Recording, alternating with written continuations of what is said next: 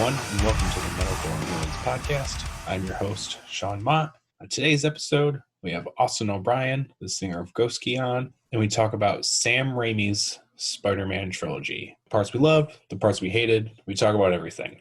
We also talk about the future of Sony and how it might connect with the MCU, and we talk about hopefully Sam Raimi's redemption in directing Doctor Strange 2, The Multiverse of Madness. A few news topics. We talk about this in the podcast as well, but Taika Waititi has been confirmed to direct a Star Wars movie and co-write the movie with the writer of 1917, Christy Wilson Cairns, which I cannot wait to see what this ends up being about.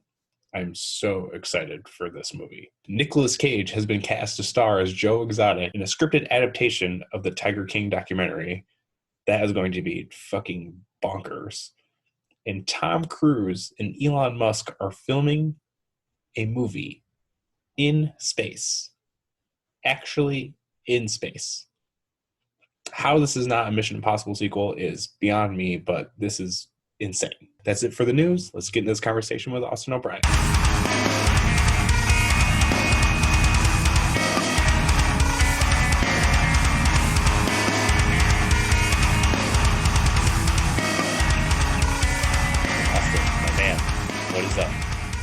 Hello, I'm here. Same. Live on the internet. I mean, it's not live, but it's fine. You get the idea. They get the idea. So now, we're in, what are we in, like a month deep of quarantine lockdown life? How has it been affecting you? When this started, I had a job. I worked at a video game studio called Phosphor Games doing QA, which is like quality assurance. It's testing.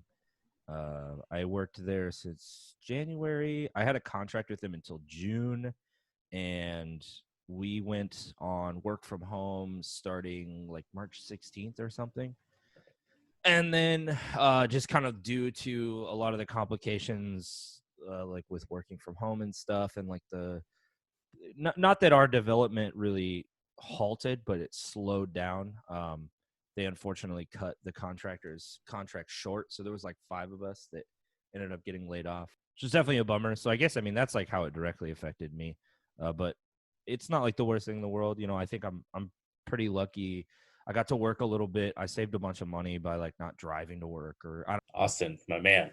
What is up? Hello. Chicago. So I saved a bunch of money that way and just like eating at home every day instead of eating out. So thankfully, I've got money saved up. My rent will be paid and all that.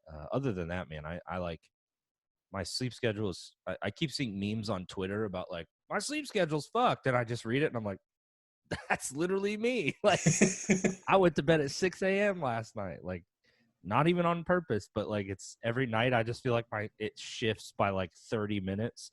And I just like keep staying up later and later, and it's awful. But I mean, yeah, like the whole thing sucks for sure. But I'm just like staying home and playing video games and watching movies and trying to be like creative, like working on music and working on some like digital art and stuff like that. Just like I said, trying to keep myself as occupied as possible, so I don't have to think about it. Good, yeah. I mean, I think that's what most of us are trying to do for sure. Yeah, it's like literally just try to stay distracted. Yeah, for sure. Yeah, now that it's getting to a reasonable weather, I've been going outside except today. Now it's like raining and 40 when yesterday it was 70 terrible. and sunny. Yeah, it's the same in Chicago. Yeah, yesterday it was 70 degrees. I went on a walk and it was awesome. Today it's like 40. And yeah, I was like this is garbage. Yeah, I took the dogs out and I was like, what the fuck is this? Yeah, it's so bizarre like going on a walk, man, because I feel like, I don't know. Like, obviously, the world definitely has changed. Like, even a crazy thought to think about. But like, because of this, the entire world has definitely shifted. But when I go for a walk, I feel like I'm doing something wrong, which like you're not. They say you can go for walks and stuff, but I feel like I'm doing something wrong. But also, I'm just like, oh, this is what like summer is. This is outside. Like I don't do this anymore. We as a society, unless you're an asshole, like we don't do this anymore. We don't go outside. Yeah, I know. So bizarre. I've been trying to ride my bike around more. So, because now I'm just inside all the time more than usual. I mean, I work from home anyway, but now it's just, I'm not going anywhere like I Right. used to. So I would try to ride my bike to get some exercise and stuff. And even when I'm out riding my bike and it's just around the neighborhood and you see people out, but I feel like I'm just like being judged, even though other Yeah. people are Yeah. outside too. Like, what do they think of me? Are they pissed? But meanwhile, there's like people having house parties, and like you actually should be mad at those people. Yeah. And like Those people, I want to straight up fight. partying on beaches and fucking shit. Yeah. That's so wild. But yeah, I mean, things are, they're okay, all things considered, I would say. That's good. That's good to hear. So we met in 2014. I had to look up the year because I knew it was a while ago. I was gonna say, wow, you had the year. Yeah, I mean, I just looked up the tour flyer we met on, so that was easy. Yeah. So Ghost Ship was on tour. We played a basement in Chicago, Oh and my god. Ghost Key played, and it was. I remember the show being awkward as fuck. It was definitely awkward. It's funny because that's the only memory I have of it too. Yeah, people were there, and it was wild. It's just they just stared at everyone who played, just stared. I mean, dude, it was like a punk house. Yeah, that is true. But Like, everyone bought merch from us, which was sick. I think we made more money in merch than we did getting paid from the door. dude, that's happened to me more times than I can count. And it's like the strangest occurrence, right? You play a show and like you're like, yeah, people hated it. Nobody cared. And then at the end of the show, like everyone leaves with a shirt, and you're like, what the fuck? Like what? What? Yeah, it blew my mind. Yeah. I think some of you guys might have bought shirts too, because I remember. Oh, definitely. Yeah. Chris was wearing like a committed shirt or hat or something, and I was like, "Oh, I probably designed that." And he's like, "What?" And I was like, "Oh yeah, I'm best friends with the guy." I was like, "I do all this shit for him." He's like, "Oh shit, that's dude, awesome." Back when people wore straight edge merch. Yeah. Now straight edge clothing companies. I don't think people really do anymore, and if people do, you get called corny. I guess. Yeah, it's like pretty corny. I think. I mean, I was straight edge for like 7 years. I think. Yeah, it was like 7 or 8 years. And I never really wore that stuff, but I definitely had friends that did, and I even then I was like, I don't know if I wouldn't want to advertise it, but yeah, I definitely bought merch at that show. I had a Soldier of the Cold Water Army shirt, and because I think I would have been straight edge at that time, 2014. Oh, okay. Yeah, because I think Goski toured with Shai Hulud in like 2015. And I believe it was 2015, and that would have been the year that I stopped being straight edge. I actually not let's not say it's his fault because that sounds bad, but I had a really good conversation. I had a lot of good conversations with Matt Mazzali, who is he is one of the many vocalists of Shai Hulud, but he is actually the vocalist of my favorite Shai Hulud record, which is, I always forget the title, but it's the red one with the like Shai Hulud logo on the front. I want to say it's that within Blood Ill-Tempered, but I might be yes, wrong. I think maybe. I know that the first track on the record is Venom Spitter. This is how bad I am about music. I don't even remember the titles of my favorite records. I'm always just like, it's the one with like all the songs I like on it. Yeah, that one song and then the other song. Yeah, like literally, if I were to ever get called out for liking a band or whatever, and people were like, name 5 songs, I'd be like, nope. Track 5 on that one record.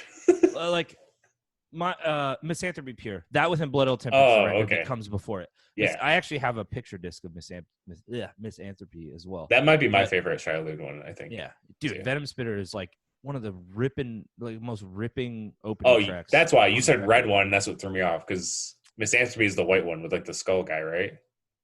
Yeah, I'm fucking terrible with like records.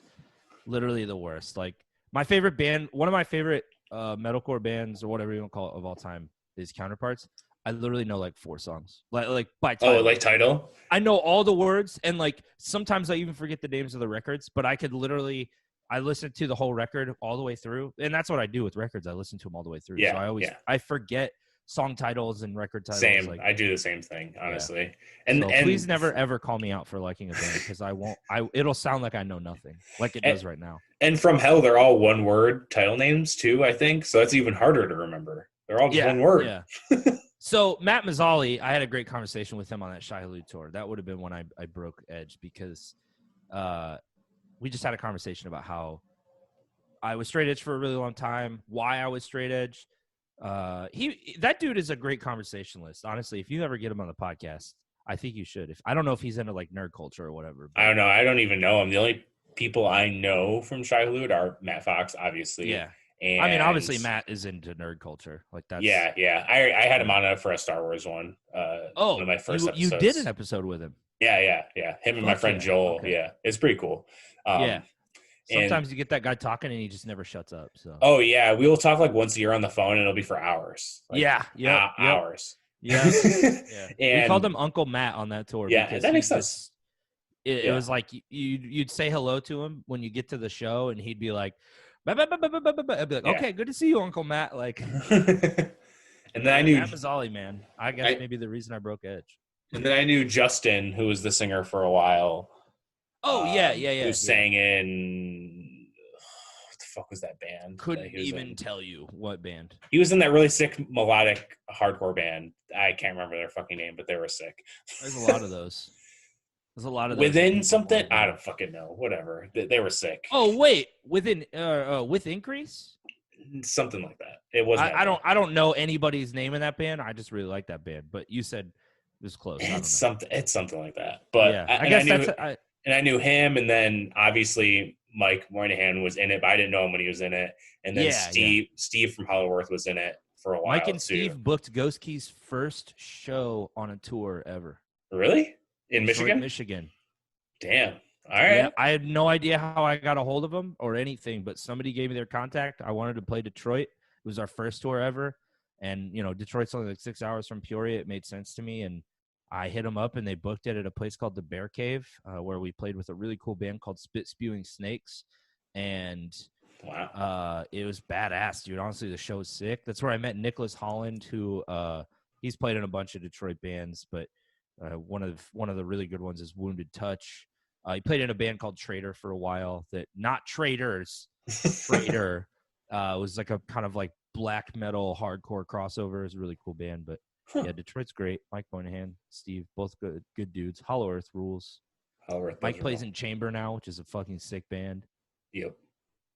Mike is great. This all came from the fact that Matt Mazzoli. We had a conversation. I broke Edge because of Matt Mazzoli from Shia LaBeouf. This is my podcast. We just get on tangents about everything. I mean, dude, that's what happens in general. But yeah, we met in 2004, and then 2014. Not 2004. Jesus, that would be insane. I would have been 12. I would have been 14.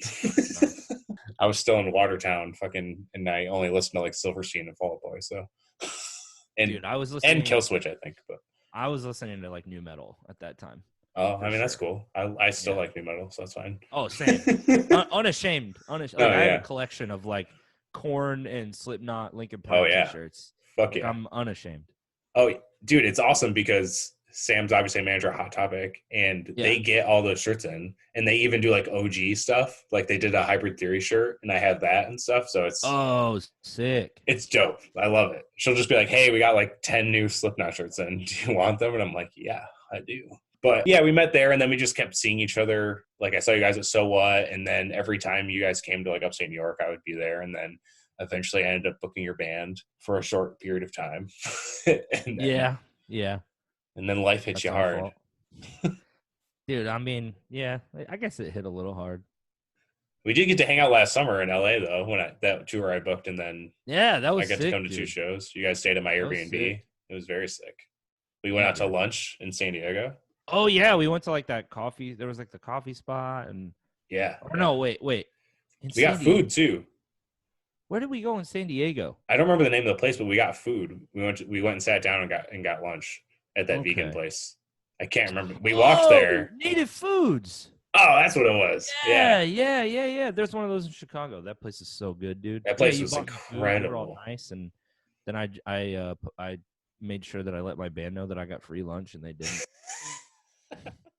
Well, I mean, dude, I can't buy lunch for 5 people. I can buy lunch for 1 person. I know. Fuck them. That's what I'm saying. That's fine. Yeah. I mean, I guess life hit us hard. I don't know. Whatever. Dude, shit happens. I was in a band we broke up too. I mean, you guys didn't break up, but dude. Okay, can I address that really quick? Sure.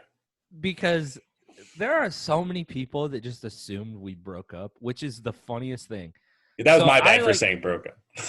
no, no, no. I know that you don't. I know Yeah, that yeah. you know we didn't. But there's like so many people that are like, man, it's such a bummer. Like you guys broke up, and I'm like, yo, we literally never once has that been said.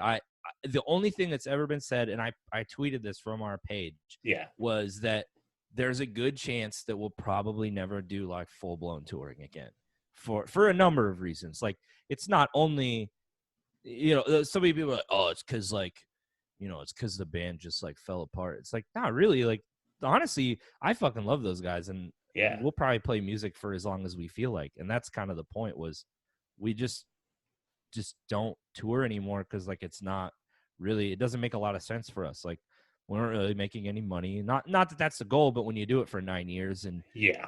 you make a grand total payout for each member of like $100 over 9 years, you're just kind of like, I could like maybe try something else. It's been almost a decade, Yeah. and that's what we're all kind of doing, right? Like, I'm trying to work in the games industry, which is like my first love before Yeah. music ever was. And Of course.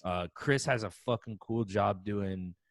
I mean, he's always been like kind of a manual labor dude. He like welds now, and he like gets super psyched on it, which is cool because Yeah, I would that's never awesome. feel that way. I would hate that job, but he's like, dude, I welded Yeah. today. It was so dope, and yeah, like we're still a band. I don't know. People are weird. They just read a Yeah. thing and they're like, rest in peace. It's just like, if like your band doesn't want to break up, like you don't have to. People have No. this weird idea that like if you don't tour anymore or something that you have to like quote unquote hang it up, but it's just like, music is supposed to be fun, right? Like Yeah. if you just want to write music and maybe release it, you're allowed to do that. So that's probably what we'll do. And Yeah. I don't That know, makes maybe sense. play like a weekend here or there just for fun, because touring is super fun. I mean, I miss it a ton, but I don't know. I guess that's my controversy, my address to the controversy. You heard it Fucking, here. fucking wieners just misconstruing the things that I say on the internet. I mean, What's new though? that's the internet, though. Yeah, yeah. Rest in peace, Ghost I guess. Oh my god.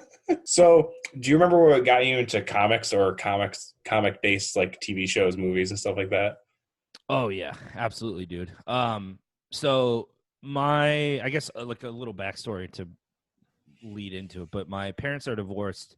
My dad and my mom got divorced when I was like really young. So it's like kind of always been that way. My mom remarried and my dad did too. But for a long time, my dad lived with my grandmother and my grandpa. And my grandma has since passed away a long time ago, like 2006 or something. But I used to go to what at the time as a kid was my dad's house, but it was my grandma and my grandpa's house too. And I would go stay with them over the weekends usually. And every Saturday morning, my grandpa would wake me up at like 7 or 8 a.m. with like a bowl of cereal and coffee, which is like really not the worst or not the best thing to give to like a 6-year-old, but his like routine was to wake me up with like a bowl of cereal and some coffee or like sometimes orange juice, whatever. And we would sit there and we would watch Saturday morning cartoons. And like, this is the 90s at the time. I was born in Right. 92. So this would have been like 98 ish when it started. I think my parents got divorced in like 96. Like I said, I was not very old, but he would wake me up and we would watch Saturday morning cartoons. And at the time it was like the X-Men, the Yep. 90s X-Men show and like the Spider-Man 90s show and stuff Yes. like that. And so it started there and it like kind of snowballed from those early morning Saturday cartoons to like Batman the Animated Series, which wasn't Saturday morning. That was like whatever, I think early evening. We would sit down and watch that together on the weekends. And then comic book movies started to happen. So I started to see those more. And I actually, I think sometimes I'm like maybe ashamed of this a little bit, but I didn't really get into like comic books proper until I was maybe 13 years old. And I don't really know why. I mean, I used to read a ton as a kid, but I just never really got into comic books. I was always into other mediums that gave me those superheroes. And to this day, like I don't read a ton. I'm much more of like a visual person. I really Yeah. like storytelling in the forms of like mostly video games and movies. But I definitely read comics, just not nearly as much as some people, you know. It's like I'm more inclined to get on a Wikipedia and like read everything about a character and their Yeah. backstory than I am opening a comic book and like reading. And a lot of times it's just like kind of the oversaturation of like the market and being afraid to dive in somewhere. But It's yeah, it hard. started with my grandpa, dude. Like he's like 100% the reason that I'm invested in any type of nerd culture. It's the same with computers. Like he was the one that put me on to computer games as a kid. He used to build Wow. computers and so like he kind of like ruined my life, I guess. He made me a nerd. Like, and then like my dad was into music and stuff, so my dad got me into metal. So I was just like kind of doomed from the start. Like my dad's like shoving Ozzy Osbourne and like Motley Crue down my throat, and my grandpa's like Spider-Man, Batman. And I'm just like, so I just became like an amalgamation of, I think that's the right way to use that word, I think of so, those two yes. people. Yeah. Dude, that's awesome. And don't feel ashamed for the comic book thing, because I didn't get into comic books until like a few years ago, honestly. Yeah. I You just know? think like there's this like sort of unspoken like rule. I don't even want to call it a rule, but like this unspoken thing of like, you're not a real nerd unless you read comic books. You know, I think there's always going to be gatekeeping in subcultures. That's just like Oh, how yeah. subcultures work. And so like, I mean, dude, I've talked about this a bunch to friends, but a few years ago, I wouldn't even wear video game shirts in public because I thought that people would like judge me. Like I was afraid to be a nerd, quote unquote, you know. And like Right. now I don't give a shit. I'm wearing a Dragon Ball shirt right now, and Well, now it's if you're not a nerd, you're a loser, you know? yeah. It's like it's so, which is like I don't want to shame any. I'll never shame No. anybody for not being into things I'm into. But like, yeah, it's weird. It like flip flopped. It's like, oh, you don't like video games and superheroes? You're fucking weird. And it's just like, well, that we shouldn't do that either. That's like the exact No. type of Yeah. shit that we Yeah. dealt with as kids. But Exactly. yeah, But I yeah, don't know. Thanks, I was Grandpa. yeah, I was pretty much the same as you. All the cartoons got me kind of skyrocketed everything Yeah. for Honestly, me. comic books started when I was 13. My friend Chase, one of my best friends in the world, his dad took us to Bloomington, Illinois. I'm originally from Peoria. It's about 45-minute drive from Bloomington. There are not very many big cities in Illinois, so that's one of like four.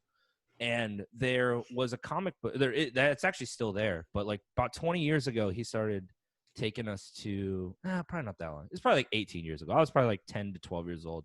They had it was like 1 penny comic book day where Oh, they would there was like a big street festival in Bloomington, and the comic book shop would set up outside their shop with tents, and they would just have boxes and boxes and boxes of backlogs, and you could just buy all these back issues for like anywhere from a penny to $1. damn. And so I got in this weird habit of like buying random back issues. Mm.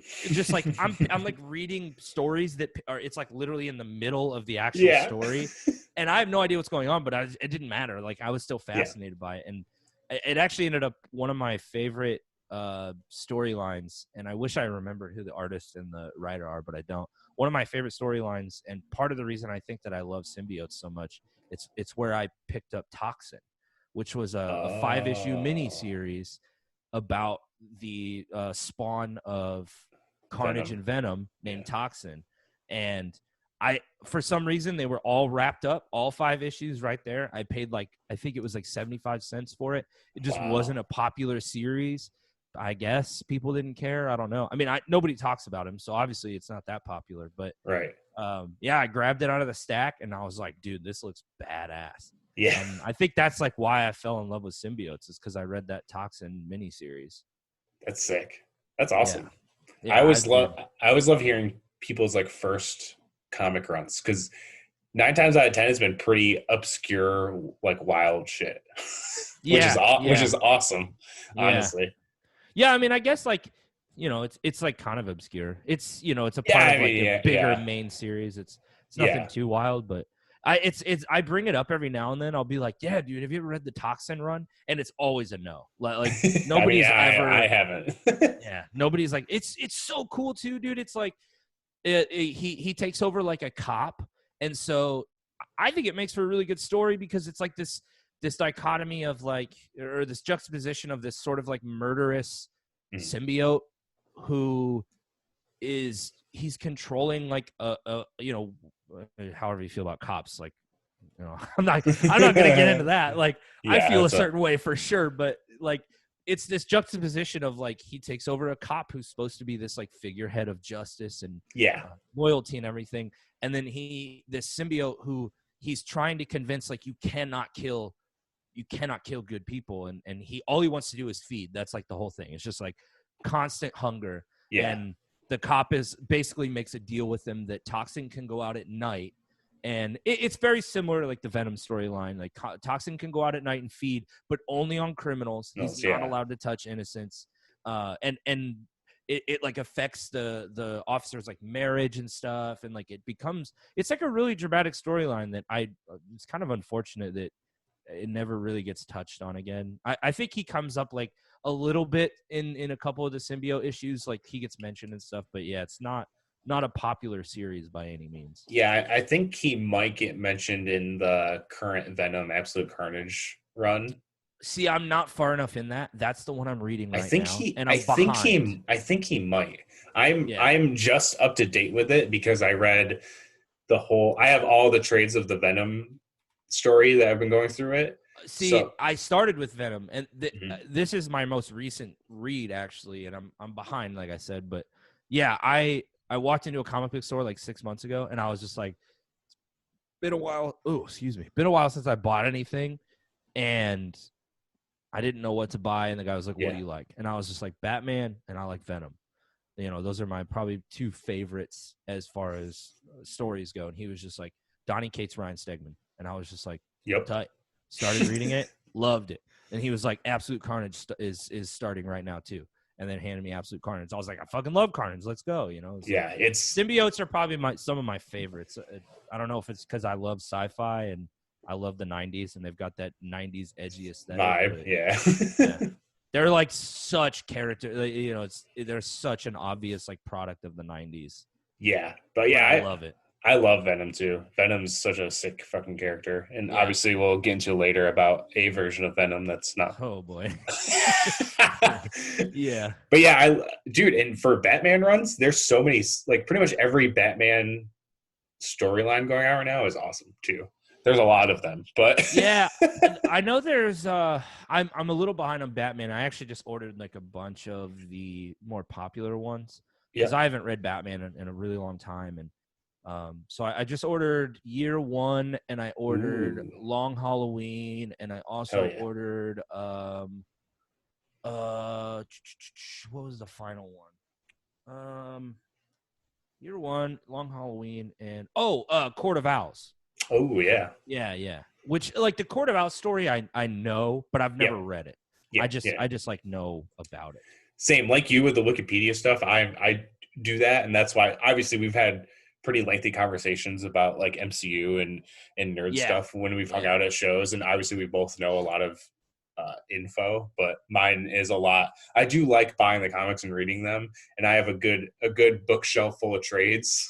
But I need to. That's what I'm starting to get into is like buying trades. It's the best way to go. 100%. Yeah, I love reading week to week. I think it's a really cool way to read, but I'm busy as hell, and like I forget, and then when I finally do remember, I go to the shop and I'm like, I'm like a couple issues behind, and they're sold out. And then that's what happened. I was reading the X-Men reboot, the House and Powers of X and House of X. Yeah. Impossible. And dude, clearly everybody loves it because it fucking sells out as soon as it comes out, dude.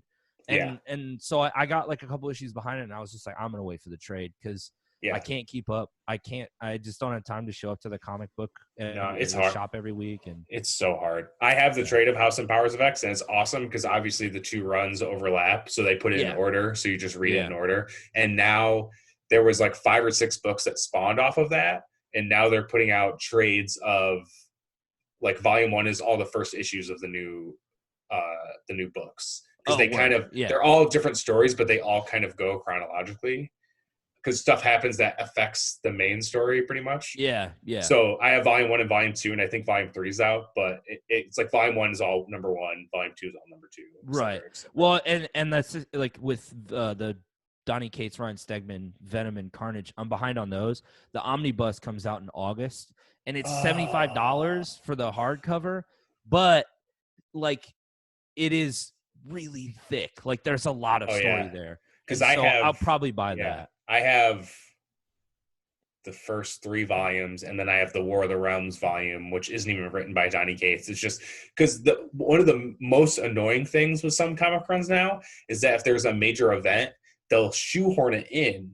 They do it. They do it with Absolute Carnage too, with a bunch of main runs. They'll shoehorn the main event into the middle of the comic runs, and usually it's not even written by the person who's doing the run. The person who's doing the major event will write it and shit like that. And the thing with Donny Cates is obviously that didn't affect it because Donny Cates wrote Absolute Carnage too. So yeah, exactly. Which is it's because I just read the Venom Absolute Carnage run, which coincides the same time as Absolute Carnage. So it's you read Absolute Carnage and you read that, and you pretty much just see a different perspective of what exactly happened. Yeah, but it's still cool. It kind of just fills in blanks, dude. And like anybody that's listening that maybe hasn't read that, like I want to recommend it wholeheartedly, because if you're into the gritty kind of like ultra violent Venom and Carnage, it's so sick. Also, just the twist on like the origin, with like the god of the symbiotes,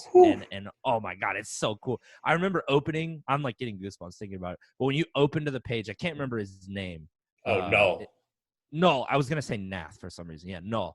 When you open the page and it's just a 2-page spread of him like sitting on the throne, dope. I have goosebumps because it's like one of the coolest panels in that book. And I was just like, holy shit.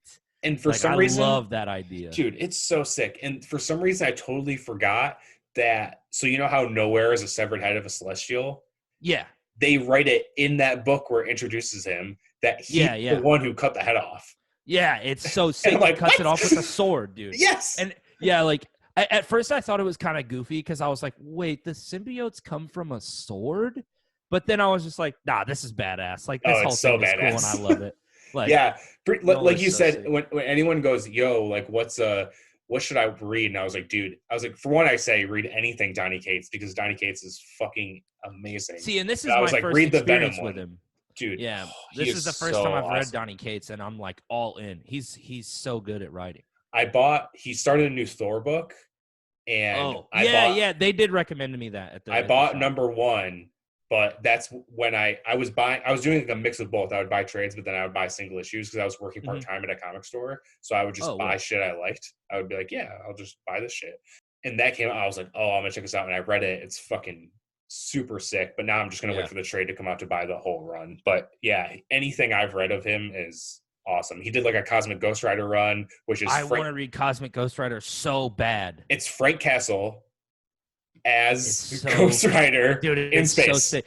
Yeah, and I think, is that the one that ends up running into where I believe Ghost Rider takes over Hell and then Mephisto comes to Earth? I think and rules over Las Vegas or something.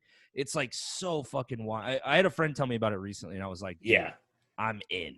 There's a whole run of that, but then he ended up joining the Guardians of the Galaxy too. So he's like involved with a ton of all of the Donny Cates has like created his own universe pretty much, where everything's kind of because he did like a Silver Surfer Black, which I haven't read, but I've heard it's amazing. He did this crazy Thanos run a couple years ago. He's awesome. I would love to read a Thanos. He did a Doctor Strange run too that I haven't read, but I've heard. Yeah, I want to read more Doctor Strange. That's a character I had. This is the other cool thing about movies, and one of the things I love about the MCU that I don't think maybe gets acknowledged enough. But there are so many characters that get introduced through the movies that people get interested in and stuff. I mean, obviously Marvel wants this, right? Like that's their, of course. You know, we'll introduce these like kind of B and C characters and make them seem cooler than maybe they originally were, and then you'll buy the comics. Like, as much as I love these stories, it's all to make more money. And it's fine. Obviously. I'm going to give it to you. Yes. You can have it. It's fine. But like Doctor Strange was one that I just 5-6 years ago couldn't have given less of a shit about that character. I had no saw idea the who he movie, was. I mean, it's like, dude, I heard his name from like a couple of he popped up in the cartoons and stuff before, but it was just like, oh, he's a wizard. Like, I just didn't give a shit. And then I saw the movie and I was like, bro, Doctor Strange, this dude is rules. dope. Well, dude, even Iron Man was never an A character. Oh, and they made him literally the most famous hero ever. Yeah, it's like, dude, for a long time, it was like Captain America and Spider-Man were probably two of the most Wolverine recognizable characters. Yeah. And then they were like, we made an Iron Man movie, and now Iron Man's the biggest fucking character in the world. It's insane. Yeah, straight, like, it's so funny to think about, because I remember Iron Man popping up in like some of the old Marvel cartoons. Yeah. And I would always just be like, what a dumbass character. This is a guy wearing a suit. Like, even though I love Batman, it's just a guy wearing a suit. But me as a kid, there was like Batman, who was badass, and then I saw Iron Man. I was like, that's dumb as hell. And now I'm like, look, Iron Man is pretty cool, you know. Yeah. Like, I really want to see Ironheart come into the MCU. Riri Williams, that would be cool. But I don't know if they're gonna do that. But I want to see Iron Lad come. Iron Lad, okay. Iron Lad's super weird. He is a descendant of Reed Richards from the future. Oh, weird. So he has like futuristic Iron Man shit, and he becomes part of the Young Avengers.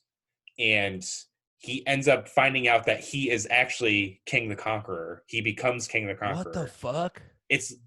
If they don't bring this into the MCU, I'll kind of be upset, because it's so fucking cool. If they don't, even if he's not like related to Reed Richards, if he's just something else or whatever, yeah. I don't really give a fuck. Even if they made the kid from Iron Man 3 Iron Lad, I would be stoked on that. Well, and there's like a bunch of speculation, right? Yeah, tons of rumors. At the end of end of Endgame, at the funeral, he's there for no reason. Like, that has to mean something, right? I mean, maybe. Or not, it was just like a super nod, because I felt like I was obviously people either realized it or realized it after, and I was like, oh, like when I saw it, I was like, oh, that's Iron Man 3. I was like, whoa, because Sam was like, who the fuck is that? And I was like, well, I mean, most people were. Who the fuck is that kid? Why? Like, he has nothing to do with any. And then me being a psycho fucking MCU fanboy, I'm like, that's the kid from Iron Man 3. Yeah. I was the same way. I was just like, yo, he's got to be the next Iron Man. He's got to be like. So that might happen. Who the fuck? I'm not Kevin Feige. What the fuck? I mean, shout out to MCU though, because like I said, there's so many characters that I mean, Guardians of the Galaxy is the same way. Iron Man couldn't have cared less. Like, the Eternals is probably gonna do the same thing. Who? The Eternals is probably gonna do the same thing. Oh yeah. Well, and I'm really excited about the Eternals, because I don't know a ton about them, but not many people do. Yeah, but like. That's one of those things I've read a ton about, like in the wiki and stuff. Yeah. And so like, I'm very curious, like if Thanos is gonna pop up, because obviously he's like a child. He is an Eternal. Well, he's a deviant. But right. Yeah. So he's like a child of the Eternals and stuff. So I'm very curious if that gets played into it. But also, like, Marvel is doing such a cool thing with these movies where they're getting to the point now where I never thought they would. They just keep introducing the most batshit crazy concepts, because for a long time it was like, it's got to stay grounded and everything has to stay as close to real life as possible. Obviously they're superheroes, but Thor was always like explained away as he's not really a god. He's actually an alien, but they kind of look at themselves as gods and, stuff like that. But now they're just like, the Eternals have been around for thousands of years. Yeah. Who gives a shit? Like, whatever. Doctor Strange, the new Doctor Strange movie is like going to be completely batshit crazy. They're like, it's basically going to be a horror movie. It's like, what the okay. Like, super down, but what? They're doing a Blade movie? Like, Moon Knight? They set up like themselves to just be this titan for filmmaking. And now they're to the point where like, we have like basically fuck you status, and now we can just do whatever we want and nobody will question it. No. And I'm like, cool, do it. I'm gonna give you money for it. Same. Love it, dude. Shut up and take my money. Yeah. So sick. So first Spider-Man question before we get into the Sam Raimi trilogy. Yeah. Who is your favorite Spider-Man? That's to anyone that's played a Spider-Man. Like actor? Yes. Oh, Tom Holland. Same. Okay. Glad we're on the same page. Yeah. I mean, like, I respect Toby because like obviously he was the first, but even as Yeah. a kid, I was just like, that guy looks way older than a kid. And he Yeah.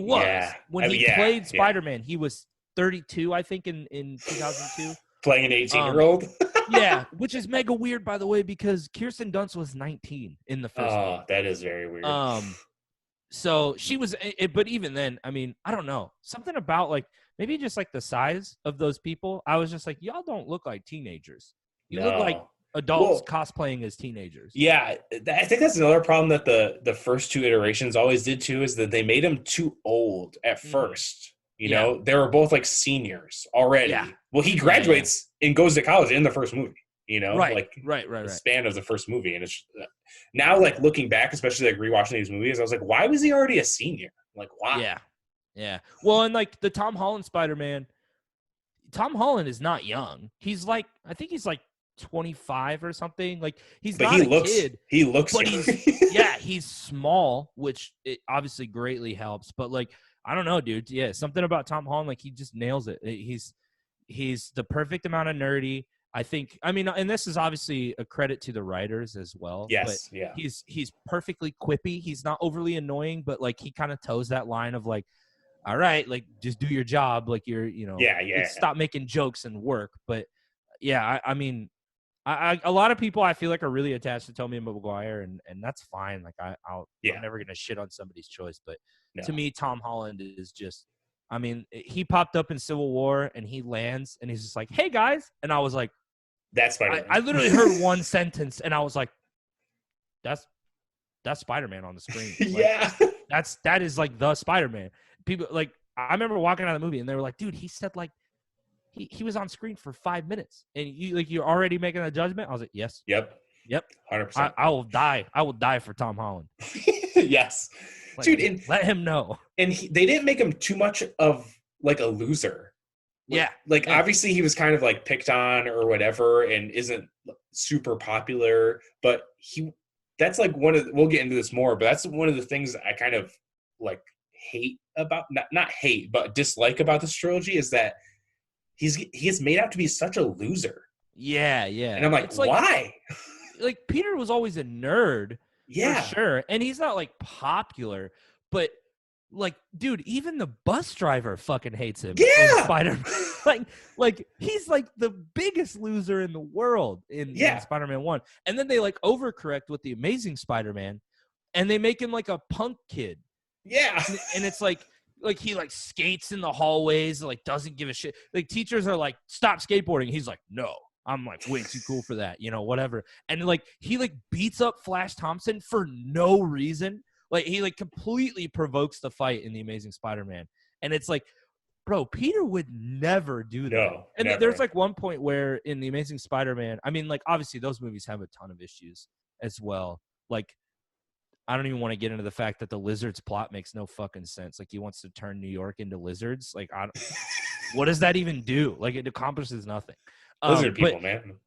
Yeah, I don't know. And there's like a dubstep scene in the second one when he fights Electro, and like let's not talk about Electro either. That sucks, dude. Because I like Electro, even though he's like a D tier villain. But the way he looked in that movie is, I don't want to talk about it. Sucks, dude. They could have put the ugly ass green suit with like the yellow I would have been all for mask, and I would have been more into it than I was with like the weird blue skin. Same. But yeah, like the Amazing Spider-Man, he like tries to kill criminals. Because the people that kill Uncle Ben, it's like the classic, I gotta find the guy. Yeah. But he's like beating people within inches of their life in that movie, and like it's just completely uncharacteristic of the character. And I've always been an advocate of taking liberties. I have the very controversial opinion that I think Ben Affleck Batman is like one of my favorite Batman ever, despite the fact that he kills people. I think honestly they could have explained him killing people. I thought about this the other day. They could have explained him killing people in one scene. They could have just been like a conversation between Alfred and Bruce, where he says they killed Robin and I'm over the edge, whatever, however they want to phrase it. It's like they took Robin's life and I'm fucking tired of it. And then that would have completely explained him going over the edge. But yeah, that's fine. I'm cool with taking liberties with characters, but yeah, I was just like, this isn't even Peter Parker. Like, Andrew Garfield, what are you doing? And then like, yeah, and Tobey Maguire is like, why is he such a fucking loser? Like, Yeah, he's like a really big Peter's like loser. you identify with him, and nobody identifies with that amount of loser. Yeah, Like, where the bus driver's driving away from you on purpose. Yeah, No one's that much also, of a loser. Fuck that bus driver, dude. He should He's be a fired. dick. Yeah, he was a dick. Fire his ass. But yeah, I mean, Tom Holland, Tobey Maguire, and then Andrew Garfield in last place. Yeah, Sorry. that's fair.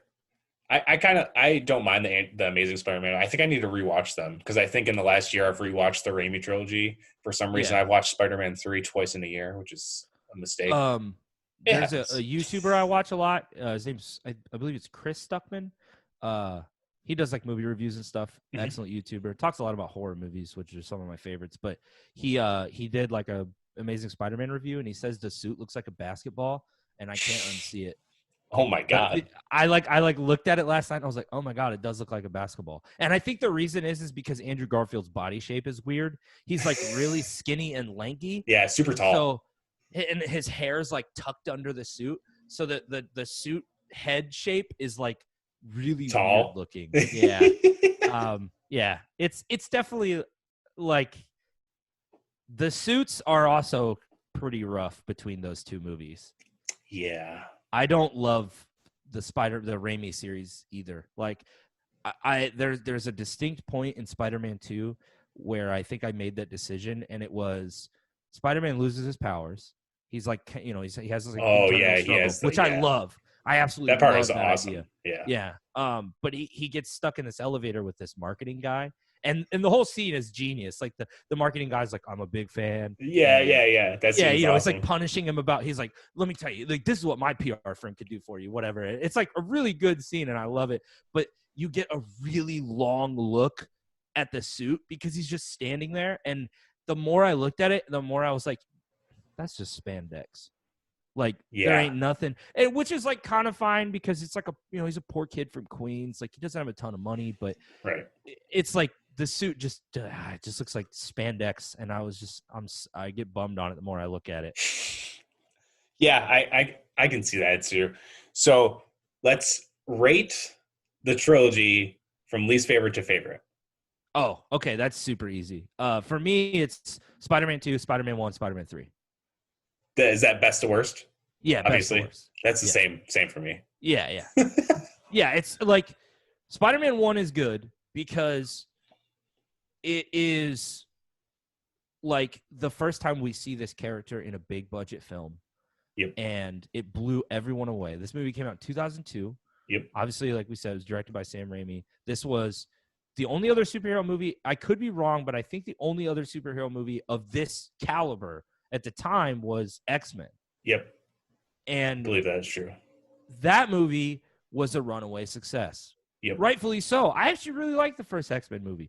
It's got issues, but rewatching it now, you're kind of like, I mean, it's still good, but I mean, dude, it's a 20-year-old movie. You know, like the effects, of course, are gonna be like, they don't hold up that well and stuff like that. But it introduces us to what will forever be known as the best Wolverine of all time. Probably, yeah. And it's just a cool looking movie. I think it's Bryan Singer. And, I think he did 1, 2, and 3. I think he did some of the newer ones too. Maybe. Or he was involved he or did something. First Class. I think so too. Yeah, I mean, he's like long been the architect or whatever for the X-Men series. And X-Men 3, X-Men 2, pretty cool. Kind of wish that the Sentinels didn't look dumb as hell, but I don't know. I love the Sentinels. They're like one of my favorites. Sentinels are like one of the coolest parts of X-Men. The classic Sentinel look from the cartoon, just like so purple, ugly ass robot, straight out of the comics. Yeah, so sick, dude. Love that look. The like weird fucking Terminator looking ones are just not for me. But yeah, so this is like the first film that we see Spider-Man in as like this big, $1 million. I think the movie, doesn't sound like a lot now, but I think the budget was like 113 million or something like that. 139. 139. Okay, cool. Yeah. So not that much money, honestly. Like for 2002, it's kind of a lot. Yeah. It's a lot for 20 years ago. Yeah. Nowadays, it's like You're almost an indie movie, yeah. Yeah, for sure. Yeah, it's like what was Avengers like? Is like 600 million. Probably a Endgame. lot. Yeah, I mean it was probably a billion between the two. Endgame. I think was close to a billion. Holy fuck. I think after marketing and stuff, because Yeah, but yeah, no shocker, it was the most profitable movie of last year because it made yeah. like over $3 billion. Right, Or right. whatever. Well, I think it is the most profitable of all time, right? Yeah, it is. It's the It did biggest pass movie, Titanic and and I'm Avatar. sorry, yeah, biggest Yeah, movie ever. Yep. yeah, insane. So yeah, 139 million dollars. It's like not that big budget. But the cool thing is that Sam Raimi, who most people know from Evil Evil Dead. Dead 2, Army of Darkness, is, in my opinion, an excellent director in Yep. general, but also he has a really cool style that I think kind of works for these movies because he's super good at making movies on a small budget. Obviously, Evil Dead was uh, basically a college budget, like college Right. project, no money at all. And it's now like in the lexicon of like iconic horror Cult movies. And classic. Yeah. yeah. And then like it's just filled with tons of really well done practical effects. All the makeup is really good. You know, the Deadites look awesome, stuff like Yep. that. And so he's like perfectly, I think, positioned to make this movie. And Same. he has such a good use, or he makes such good use of practical effects in this.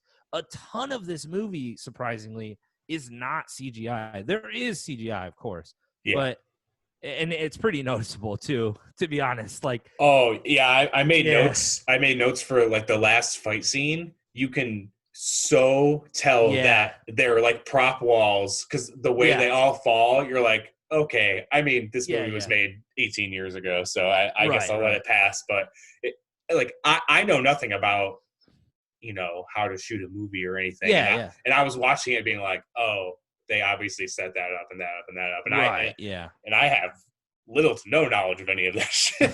Yeah, you yeah. know? Yeah, I mean, at the time it was just like holy shit, but Yeah. unfortunately 20 years later it doesn't hold up super well. Some of the swinging animations, cuz obviously all the swinging predominantly is CGI, and a lot of it has this again 20 years ago CGI look to it where it's like kind of flat, like there's not like a Oh lot of like yeah. shadow. It doesn't look super real, and also the physics I think are just a little floaty looking. Like a lot of the times when he's swinging, or if he does like a crazy maneuver in a fight that's CGI, it has like a almost like weightless look to it that kind of Yeah. sucks. And that's me judging it 20 years later. Like at the time, it didn't matter. Like I was blown. I mean, I was a kid, but I was Yeah. blown away. I was 10 Right. years old when this movie came out. Yeah, there's Um, you can even notice when he's like swinging into land, you can oh, tell the it's like cut. you can tell it's like from like a crane or something because he swings. Yeah. It's all the Oh same yeah. each time because it's Yeah. like Yeah.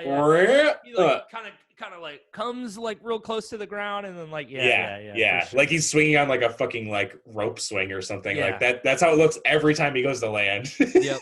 Yeah. It's never like different for sure. No, it's literally this might exist on YouTube, but if you do a landing for every one in the Raimi trilogy, they're probably all identical. Oh yeah. It's like usually a side profile, and he like comes swinging in from the left hand side of the screen, and he'll Yep. like kind of land. Yeah. I honestly Right. I didn't know. I didn't think about it, but you are right. Yeah. Well, because I watched him in 3 days or 2 days or whatever, and Yeah. Same. so I noticed it because I kept seeing it. It's like repetitive. When some stuff is super repetitive, it always sticks out super hard to me now for some reason. Yeah. Of course. Yeah. I mean the practical effects are awesome. There's They're sick. a lot of cool fights where shit, like you said, the walls and stuff, like there's just like a lot of shit going on. It's like kind of visceral looking. One of the things that I immediately was noticeable that I didn't notice as a kid because I hadn't really been exposed to horror movies in general, but I especially hadn't seen any of Raimi's movies. Right. His directing style behind the camera is super obvious, and I made note of this like several times in all three movies, but the way that he uses the camera is so I don't very often see movies where I'm just like, this guy definitely directed this movie, but Oh, he right, is one of right. them because he does this in Evil Dead a lot, but he loves zoom cuts. Oh, yeah, he does a ton of zoom cuts. Yeah, he loves like the fast zoom into something and then cut and then another zoom and then cut and another zoom. Like, and it works, I think, really well in these movies because they're supposed to be more comic book than they are real life. Right? This is like the first time we're trying to do two at once, and I think the tone sometimes suffers because of it. Because it's like we want it to be realistic, but we don't want it to be too far from the comics. And it's like pretty notorious that Raimi is like apparently a massive comic book fan and has like a ton of comic books. But it's supposed to be inspired by kind of the Ultimates universe, which is tight. I'm a big Ultimate Spider-Man fan. Yep. And so, yeah, the tone kind of suffers. I think it's sometimes a little wonky where it's like, are you trying to be a comic book movie? Or are you trying to be like a real movie? But the zoom cuts is like, not only is it pure Raimi, but it's pure comic book. Like, oh yeah, for sure. You know, sometimes you get those panels where like it's real zoomed in on a character's face and it's like tilted a little bit. Yep. And like it's just straight out of the comic books, which I think works super well. One of my favorite scenes in the movie is so stupid, but it's a practical effects scene where the kid. It's the Macy's Day Parade. I don't know what they call it in the movie, but it's the Macy's Day Parade. Oh, yeah, the big parade, yeah. Yeah. The kid that is about to get mushed by a balloon, and Spider-Man's there. Before that, there's a really cool scene where he gets thrown into a light pole, and the light pole falls over onto the back of this guy, and it's super inconsequential, but it's just like a really cool practical effects thing. And then a few minutes later, the kid is standing under a balloon, and he's about to get smashed by it, and Spider-Man, whatever, swings in and saves the kid. And I just love it because, like, not only I'm pretty sure it's practical effects, like it's an actual balloon about to fall on the kid, but it's also hilarious because the kid doesn't move. And I put it in my notes. I was just like, fucking move, kid. It's like long, like wide open shot of a kid staring up at the balloon, and then zoom cut of the kid's face about to be smashed by the balloon. And then Peter swings in, and it's just like a really cool practical effects shot, and also just really funny. But speaking of like practical effects, the movie is kind of brutal. Yeah, I think all of them kind of get brutal. Yeah, for sure. Because it's weird because this is another kind of goes on how people take liberties on characters. Yeah, because he punches a lot, and yeah, he does. Spider-Man is not really a punching guy. It's wild because I think Tom Holland's Spider-Man didn't punch anyone until like Endgame or something. If all of his fight scenes in Infinity War, but that's funny. In all of his fight scenes in Infinity War, like with Thanos, he only kicks. He does not use his fists. Yeah. It's wild. So, but yeah, he's like mad aggressive. Dude, he really is. Yeah. Not in like a. I mean, I guess it makes sense because the whole first half of the movie, it kind of, he gets these powers and starts figuring them out, and then he's like a teenager, but it's kind of weird because he's supposed to be 18, but he's acting like an actual like 13, 14-year-old kid. Yeah, the stuff with his uncle and everything, like him freaking out. And right. And then his uncle dies, and he thinks it's kind of his fault because he let the guy pass or whatever. Well, when he chases him down and realizes that it's one of the guys he let pass in the hallway. Dude, honestly, like probably the best version of the with great power scene that we'll ever get. I mean, The Amazing Spider-Man did this really weird thing with Martin Sheen, which, by the way, was a pretty cool Uncle Ben. Not the worst at all. That is a really weird thing that I didn't notice until I watched Chris Stuckman's review of it. In Amazing Spider-Man, they won't say the line. He says like he says the same thing, but he won't say the line, and it's almost like the writers were like, we can't say it because they already did in the first trilogy. So he like it's like word salad, and he says it but doesn't say it. It's really funny. But dude, like in Spider-Man 1, it is crazy impactful. Like for sure, Raimi does an excellent job, and the screenwriters do an excellent job of like fleshing out the characters for the most part, and making you care because Uncle Ben is flawless, perfect.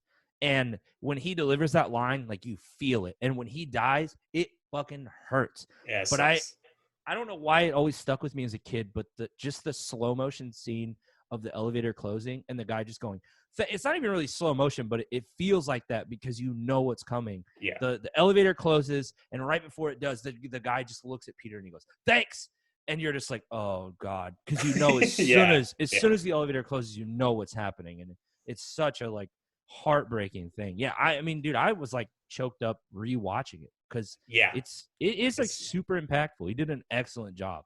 Yeah, I totally agree. A few facts on Spider-Man 1. Obviously, we said it came out in 2002. The budget was $139 million. It made $121.7 million in the box office. Pretty big. Yeah, it made a lot of money. It was also nominated. Wait, 127 million. So it was under budget. No, I mean, 821.7. Oh, 800. Oh, I was like, how is it so far? Like, no, it made mad money. yeah, big, especially 2002 money. Yeah. And then it was nominated for 2 Oscars, Best Sound and Best Visual Effects, which is hilarious. Looking back at it now. Yeah, of course. 20 years later, you're like, okay. But yeah, at the time, for sure. And Hugh Jackman was supposed to make a cameo as Wolverine in this movie originally. I did know that. Yes. That was a big, because it was rumored. I remember being like 10 and I didn't know, I didn't care about the X-Men really beyond like I saw the movie and I liked it and I fucking love like I fucking love the theme song. Yeah. And I remember reading that like rumor I think it was in a magazine because I wasn't really on the internet in 2002. And I don't think I many remember of us reading kids that were. rumor and I was just like, oh my God, like could not believe it. And yeah, obviously it didn't happen, but it very well almost could have been our first taste of like crossover stuff for superheroes. Yeah. And I feel like this is a little known role, but Kevin Feige executive produced the whole trilogy. He's not noted in the first movie, but he because he worked at Sony, Marvel Sony. I think Sony went into Marvel, but in 2 and 3, he's listed in the front credits as executive producer. The first one he isn't, but he was a producer.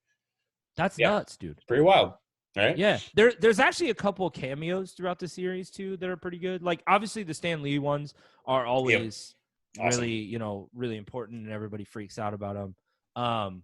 But there's the Bruce Campbell cameos, which in all 3 films are excellent. Yeah, he's always the one that makes his day worse, and I love it. Yeah, he's never a nice guy. So I've made a note of all of them in each movie. Yeah, same. Every time I was like, Bruce Campbell, here we go. So, like I said before, for anybody that might be listening, Sam Raimi did Evil Dead. Bruce Campbell is Ash from Evil Dead. He's the main character. So like, he just shows up in all these movies. He also is the narrator for the Spider-Man video game. Yep. Which is so sick. So dope.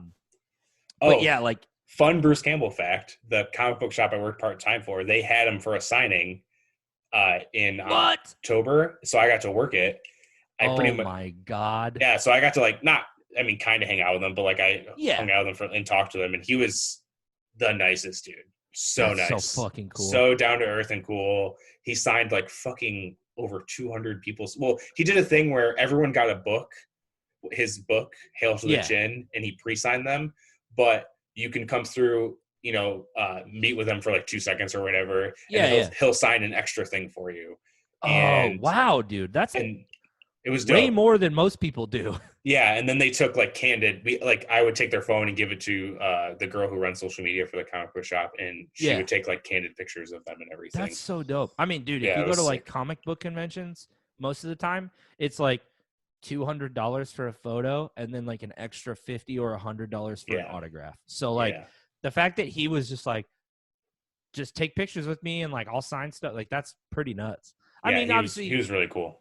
You're not, this isn't like he's not like an A-list actor or anything, but he's got money. I looked up his net worth. He has money. I mean, the dude's not hurting by any means. And like his fan base, while smaller than somebody like Robert Downey Jr. as Iron Man or anything, it's not very big, but like it's I guess they love him. Is what I'm trying to say. Yeah, dude, so many people brought in the craziest shit. Someone had like an ESP LTD custom made with like Evil Dead shit printed on it, and it was all like comic book style drawn, and it was honestly, the guitar was fucking dope. But the shit people were bringing in for people to sign was Right. And insane. that's kind of what I was getting at, is just like, Oh yeah, the people who are their fans like are his fans, like yeah. for They will be sure. Bruce Campbell fan. I mean, I'm one of them. Like, if I met that dude, I would freak. Be like, Evil Dead, specifically Evil Dead 2 is like one of my favorite horror movies. An Army of Darkness, while a wild departure from what the Evil Dead was, is like, I probably one of my favorite, I don't know what you want to call it, like horror comedy films, like Yeah, of so, all yeah. time. I could never, even the show Ash versus Evil Dead, is super good. He did Bubba Hotep, which is a ridiculous movie that I really like. Yeah, I love Bruce Campbell. I mean, and by extension, like, honestly, I love Sam Raimi. Even Yeah, if yeah. like, Spider-Man 3 is not really his fault. We'll get to it, but Yeah, oh yeah.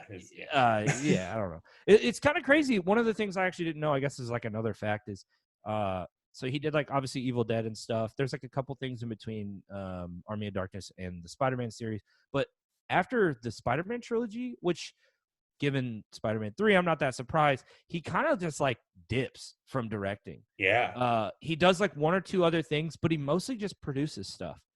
He produced the Evil Dead remake that came out in Yep. 2013. I knew he had a hand in that, yeah. Holy shit, dude. He produces the TV show, right? Or does he have a hand in it, right? Produces the TV show, directs episode 1. Okay. Which, that makes I've sense. never Get it watched the started. TV show, but I've heard good things. It's But I've never mega watched funny. it. I've heard it's really good. Funny. Yeah.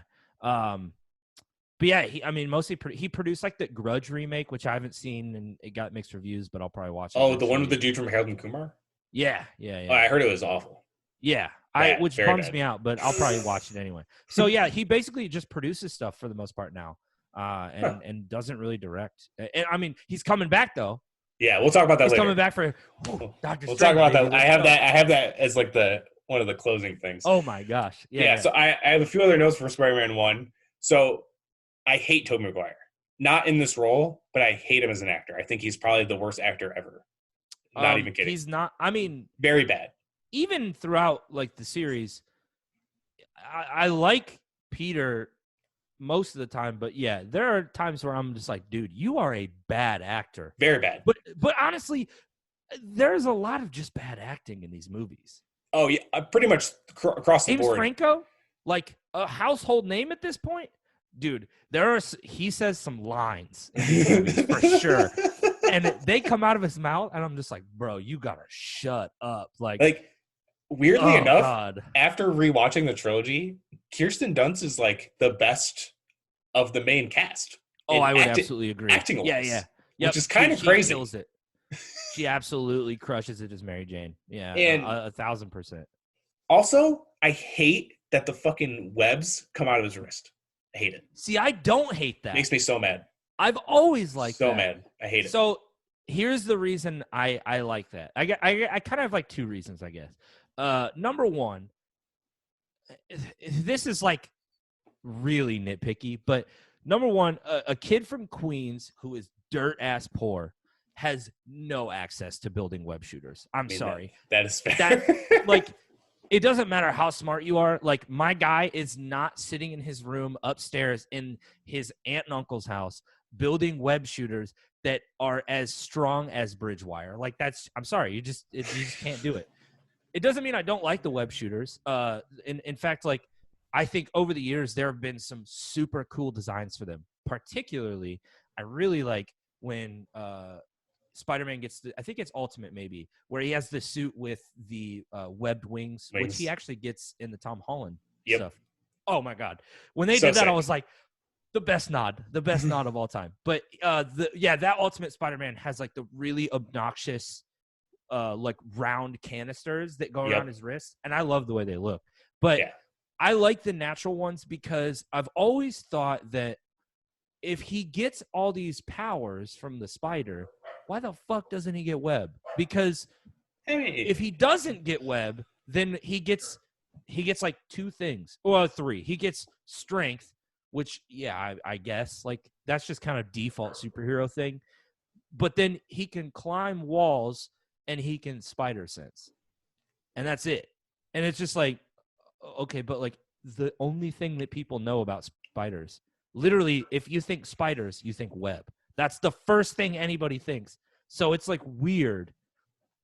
But I do like the web shooters. Like, I'm not against them. I just always thought it was a cool twist. And I didn't know for a really long time as a kid that this was the first time they did that. Or maybe even the only time they've done that. Maybe I just didn't like it now rewatching after being so used to being accustomed to people or like Spider-Man making web shooters. You know what I mean? Yeah. No, I like both of them, but I always thought this was cool. And I will say it also gives you a really funny scene in this movie that I am a massive fan of because it is so corny. Where the first time he's standing on the roof and he's trying to figure out how to use it, and he's like, up, and away, web. Go, web. And he's like trying to figure it out. And super wild. It shit just cracks me up. I think in the first two movies, he says Shazam, like the superhero Shazam. Yeah. To shoot it out. And there's another Shazam reference in the second one, which is hilarious because it's DC. You know what I mean? Yeah. But yeah, he says Shazam and nothing happens. which is really that scene is hilarious. That scene is hilarious for sure. Up and away, web. I guess another I read that he never read a comic book to prepare for the role, which is very fucking evident. Yeah, that's pretty wild. Which might explain why he's like I mean, obviously the writing has to do with it, but maybe why he's like so fucking nerdy or whatever, you know? Sure. One thing I did love, the first scene where his like spider sense starts working when he gets in that weird hallway fight with Flash Thompson. Oh, the Flash Thompson fight. Dude, yeah. So sick. Just like the slow motion. Badass. And he's like, whoa. Yeah. He like the fist goes by his face and he just like turns and looks at it. It's so that scene is so awesome. Sick. It's I remember watching that. I was like, that's so cool. One of the things I wrote down is literally the second Flash Thompson comes on the screen, I hate him. Yeah. Which is like fine. He's like, that's the point. Yeah. But he comes on screen and I'm like, dude, I want to whoop your ass. Yeah, he's such a dick. And I really like, so he punches him in the chest and he goes flying and like slides down the hall. And I really like Ben's reference to it later, where he's like kind of, it's during the with great power thing. Yeah, but he's kind of scolding him for getting in that fight. And Peter says, I didn't start that fight. You know that. And he says, well, you sure as hell finished it. And I love that line because, he whoops his ass. He did. I really respect Raimi's choice throughout the series. But, I mean, obviously in the first movie, it's evident. I respect his choice to whoop the shit out of Spider-Man. He does whoop the shit out of Spider-Man in every movie. like he is not afraid to let Spider-Man get his ass kicked. And I think as a kid, I kind of remember being like, I don't know if I was mad, but I think I was scared, which is awesome. Like that's how you should feel. I was genuinely worried for Spider-Man because that Goblin fight is rough. Brutal. Dude. Yeah, I mean, it's brutal. He gets fucked up. Shit rocked. Yeah, and like Spider-Man obviously gets hurt. You know, there are times in the comics where he's like maybe within an inch of his life, but like this is the first movie, man. Like yeah.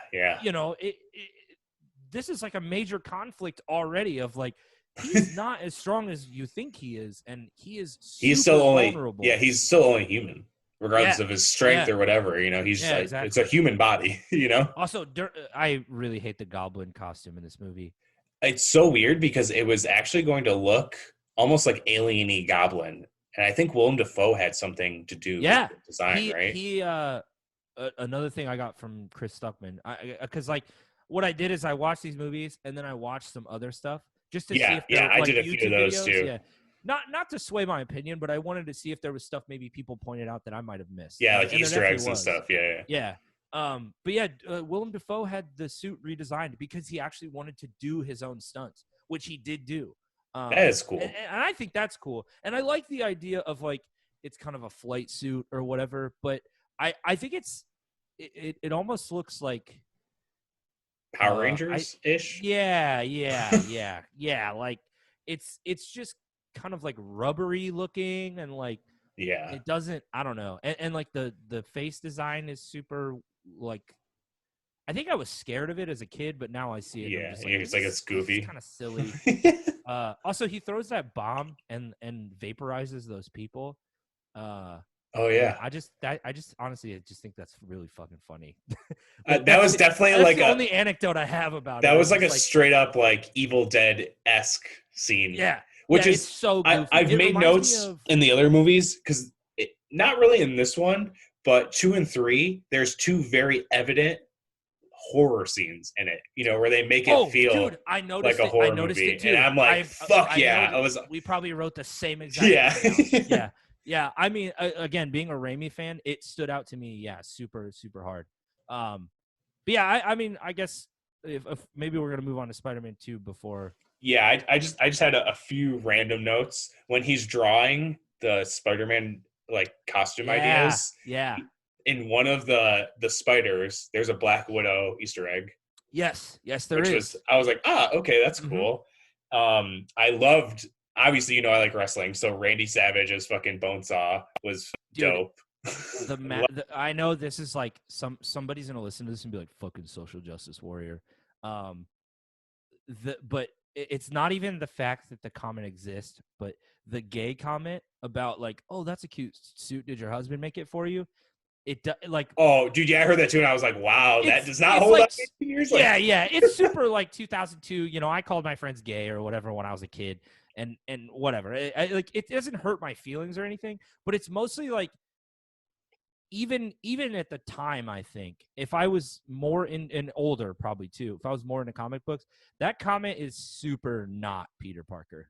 No, not at all. Like he just wouldn't make comments like that, and I just think it's like it's a product of the 2000s for sure. Like I said, somebody's gonna be like, oh, you're just social justice. Like it doesn't hurt my feelings, but I just I didn't. When he said it, I was like, ah. Yeah, I didn't make a note of it, but now that you mention it, when he said it, I was like, oh, yeah, that's. But weird. that scene is badass, and also, obviously, Randy Savage is amazing. Yeah, and Bruce Campbell obviously gives him the name announcer. Gives him the name Spider-Man, but he says the Amazing Spider-Man. Yeah. And he because Peter goes, no, I'm not. That's not my name. Like, you have to tell him that's the wrong. And they're like, I don't care. Go out there. Because he, I can't remember what he says he wants his name to be. God, it's so stupid. And I can't remember it either. I didn't write it down for some reason. Probably because I was like, that is the dumbest fucking name. It's like Human Spider or something like that. Yeah. It might have been the Human Spider, actually. A really cool cameo here that a lot of people probably don't. It's not even really a cameo. Oh, Octavia Spencer? Yeah. As the like sign-up girl? Yeah. Mm-hmm. Yeah. I did notice that too. I was like, oh shit. I was like, she's this? Times throughout this series that people show up, I think either as cameos or just it's like their first, like it's super early role for them. Elizabeth Banks is Betty Brant. Yeah, I noticed that too. I was like, is that Elizabeth Banks? Yeah, like, yeah. I had no idea. And then I guess my last comment on casting. Nobody is surprised by this, but J. Jonah Jameson J.K. Simmons is the only J. Jonah. That's dude, which is so dope that they brought him back. Yes. Oh my God. My jaw. I'm just like everybody else. My jaw dropped. Okay, so for those, this is a weird side note on those, but those two after credit scenes were by far the most jaw dropping after credit scenes ever in an MCU movie. Because everything that happens to him, you're like, what the fuck just happened? Yeah. Sam dropped her phone in the theater. That's amazing. Literally dropped her phone. Like, she thought she broke it. I don't think she did, but dropped her phone. It's hilarious. Looking through my notes, there's like a couple things I wanted to point on before we move on. Dr. Kurt Connors being in this, awesome. Oh yeah, he's only mentioned in this one, right? Yeah. He's mentioned by name. The second one. Yeah. And so, the third one, at the time, I was just like, oh, whoa, like a little lizard drop. But he actually ends up being a character in the second movie. I really love that. Also, a massive complaint here. Spider-Man kills somebody in there. Or he lets him die. The burglar. He walks towards him. The burglar falls out the window, and he's dead. He lands on the ground, and he dies. Oh, yeah. And that's fucked up. Just kind of stands over his body. He's just like, whatever. Yeah. And I watched it. When I was watching it again, I was like, I don't know about that very much. Yeah. And then there was one other thing that I had written down that I thought was cool, but it was, or not cool, that I was like annoyed by, is the classic story of how Norman Osborn he kind of doesn't really care about Harry, but like really loves Pete. It's not really built that well in this movie.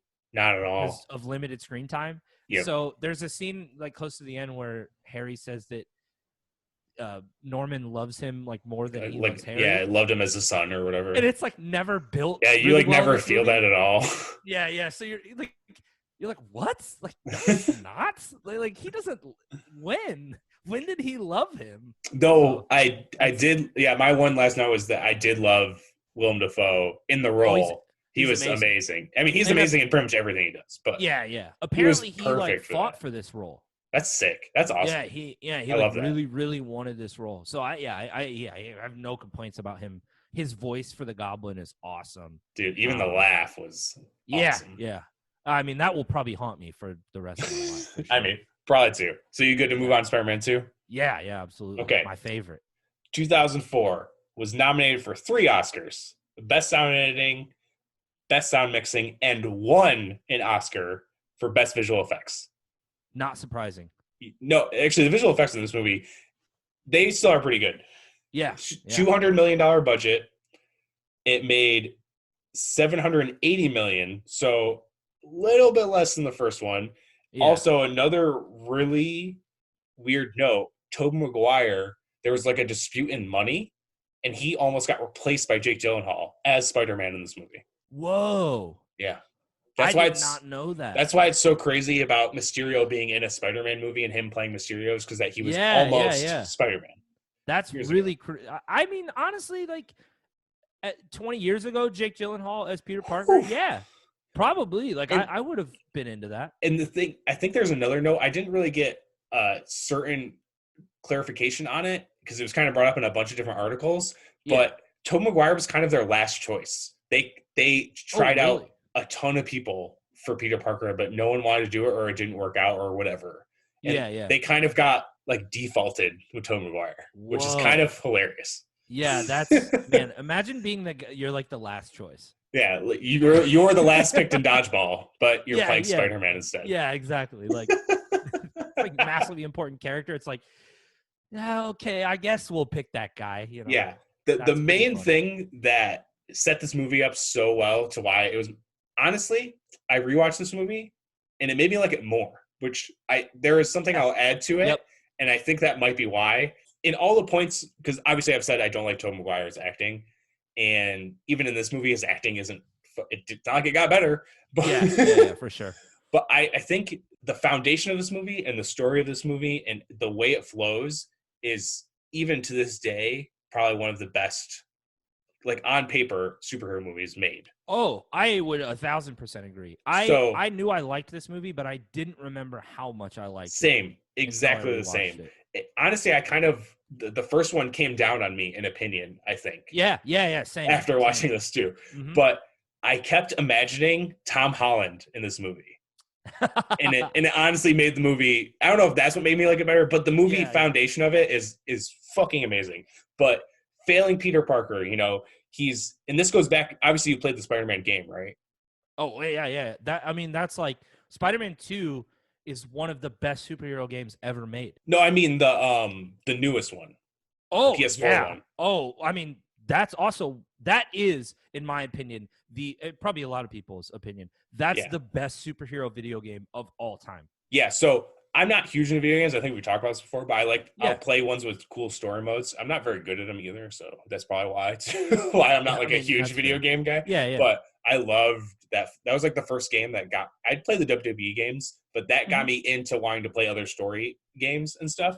So that game, like, I was like, whoa, this is so fucking cool. Like, I'm swinging around New York. The story of it is incredible, but the failings Peter Parker is what made me love this movie so much more. And it might have been like me thinking it was Tom Holland, and the fact of like, it reminded me of the video game story in a bit where, you know, he like can't pay his rent and he has no money. Like even to a point where he's failing that his powers go away in the middle of it and everything too, which was super fucking awesome. And I love that it's such a cool arc. Yeah. And I love they played into the fact that he's always late, because that's like a super Spider-Man thing. Yep. And that kind of leads me into the beginning when he finally goes to see Mary Jane's play, and Bruce Campbell's the fucking door guy. So I made fix your tie. Yes, which is amazing. And I made the note saying it adds to the illusion, which is almost like a precursor that we'll talk about later, because he was rumored to be Mysterio in a Spider-Man 4 or a Spider-Man 3 or whatever. Bruce Campbell was? Yeah, he was going to be Mysterio. Whoa. So him saying it adds to the illusion is like, I was like, ooh. I was like, is that's that a little crazy. nod there? Yeah. Dude, yeah, I love it. He's like, you might want to fix your tie. Yeah, oh He god, was another untied. thing. Yeah, and another amazing Bruce Campbell cameo. Yeah. It's like, I think at that point I was like, does he not recognize him? You know what I mean? I'm Does he not wondering. remember this is the same guy? I'm wondering if canon, if he is supposed to be the same person. Dude, I mean, I don't think it would really be like out of the realm of possibility because Right. He's just going to random jobs. yeah, it's not like I can't imagine your ring announcer job at like an underground wrestling ring is going to pay all that much money. And you live in New York City, so you're Yeah. definitely not wealthy. No. He probably needs several jobs. Exactly. So Dude, yeah, I like to imagine it is the same exact guy, just doing different jobs. Yeah, dude, absolutely. I think that's accurate. And then also, adding to, you were talking about the marketing guy. Yeah. The best thing he says in that, a men's cologne called Thwip.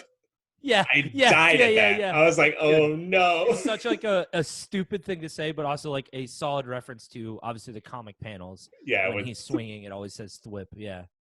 Dude, it's so funny.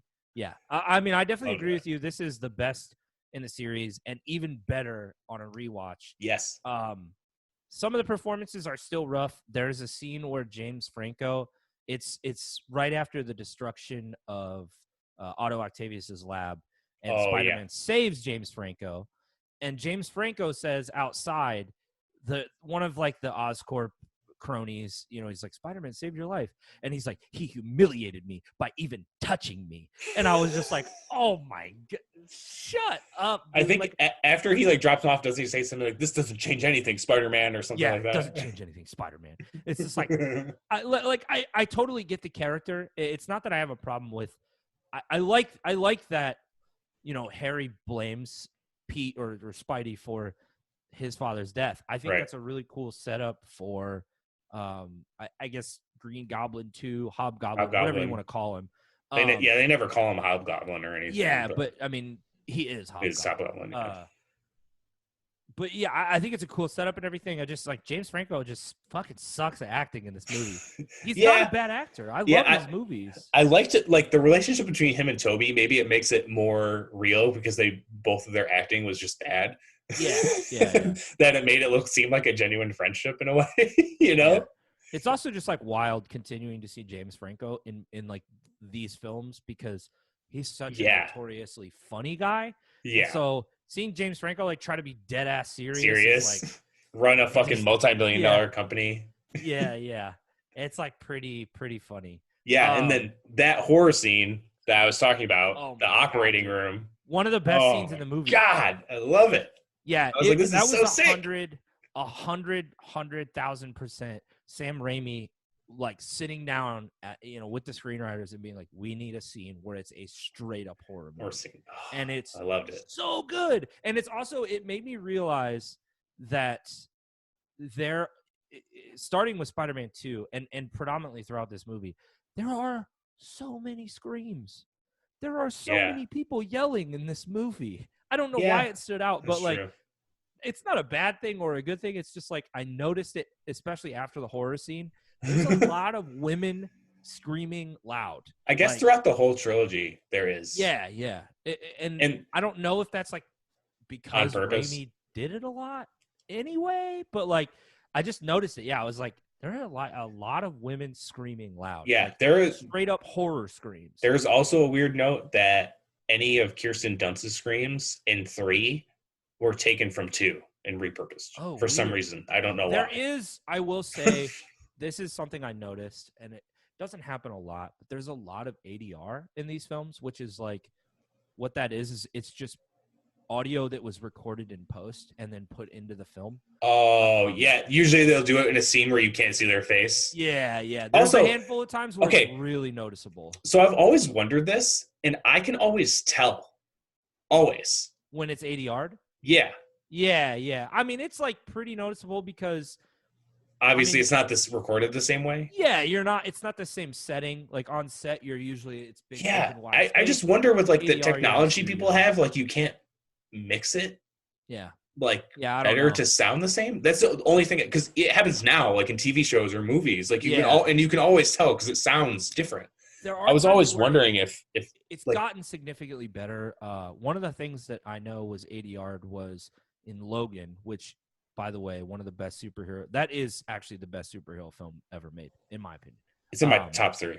Yeah, My top 3 they'll probably change by the day you ask me, honestly. yeah. Oh, I mean, that's me with every favorite ever. Like video games, it changes by the week. But yeah, in Logan, the scene where he's near the end where he's running through the woods, and he's clawing down all of those. Oh, I've watched the recording where it's like the scene and him recording it, and that shit is the like sickest shit ever. Yeah, dude. Because he's Hugh Jackman do all the shit. Studio. Oh my god, dude! It's so awesome. I've watched that clip probably 1,000 times. It's dude, so good. It's probably one of the coolest things I've ever seen. Honestly. Yeah. So like some ADR is really bad. I think it's gotten exponentially better, but there are a few times where like Peter has a couple lines that get ADR'd, and it's just like, bro, I can literally hear the studio you're in. Well, like I can hear the clarity of the mic. I can hear the density of like the sound foam and right. Like how there's no reflection off the walls or anything. Like it's super obvious. It's like whatever, but I just thought it was kind of funny because I was like, man, it's like in here way more than I thought. Super awesome Easter egg when they're trying to think of the name for Doc Ock. He says Doctor Strange. Yes, he does. I wrote that down too because already taken, which means Doctor Strange is canon in the Raimi movies. Yep. And I love it. Dude, it clicked as soon as he said it. I was like, "Oh shit! I never knew that. I never knew that." I love Jay Jonah in this is perfect. Like, I love when he's rattling off names and he even says like Doc Ock or whatever, and he's like, "No," and then he goes, "I got it." Doc Ock. Like God fucking damn. I love when it might actually be in the first movie, but I love that Jay Jonah scene where he's just like, meats. I'll send you some nice Christmas meats. No raises. I think that might have been the first one. But yeah, that character is so great. Mm-hmm. I love that his son is in it and that he is an astronaut. Yeah. But it should have led to Venom coming. But whatever. Right. We'll get into the new Sonyverse later, but the astronaut in Venom, his last name, it was Jameson.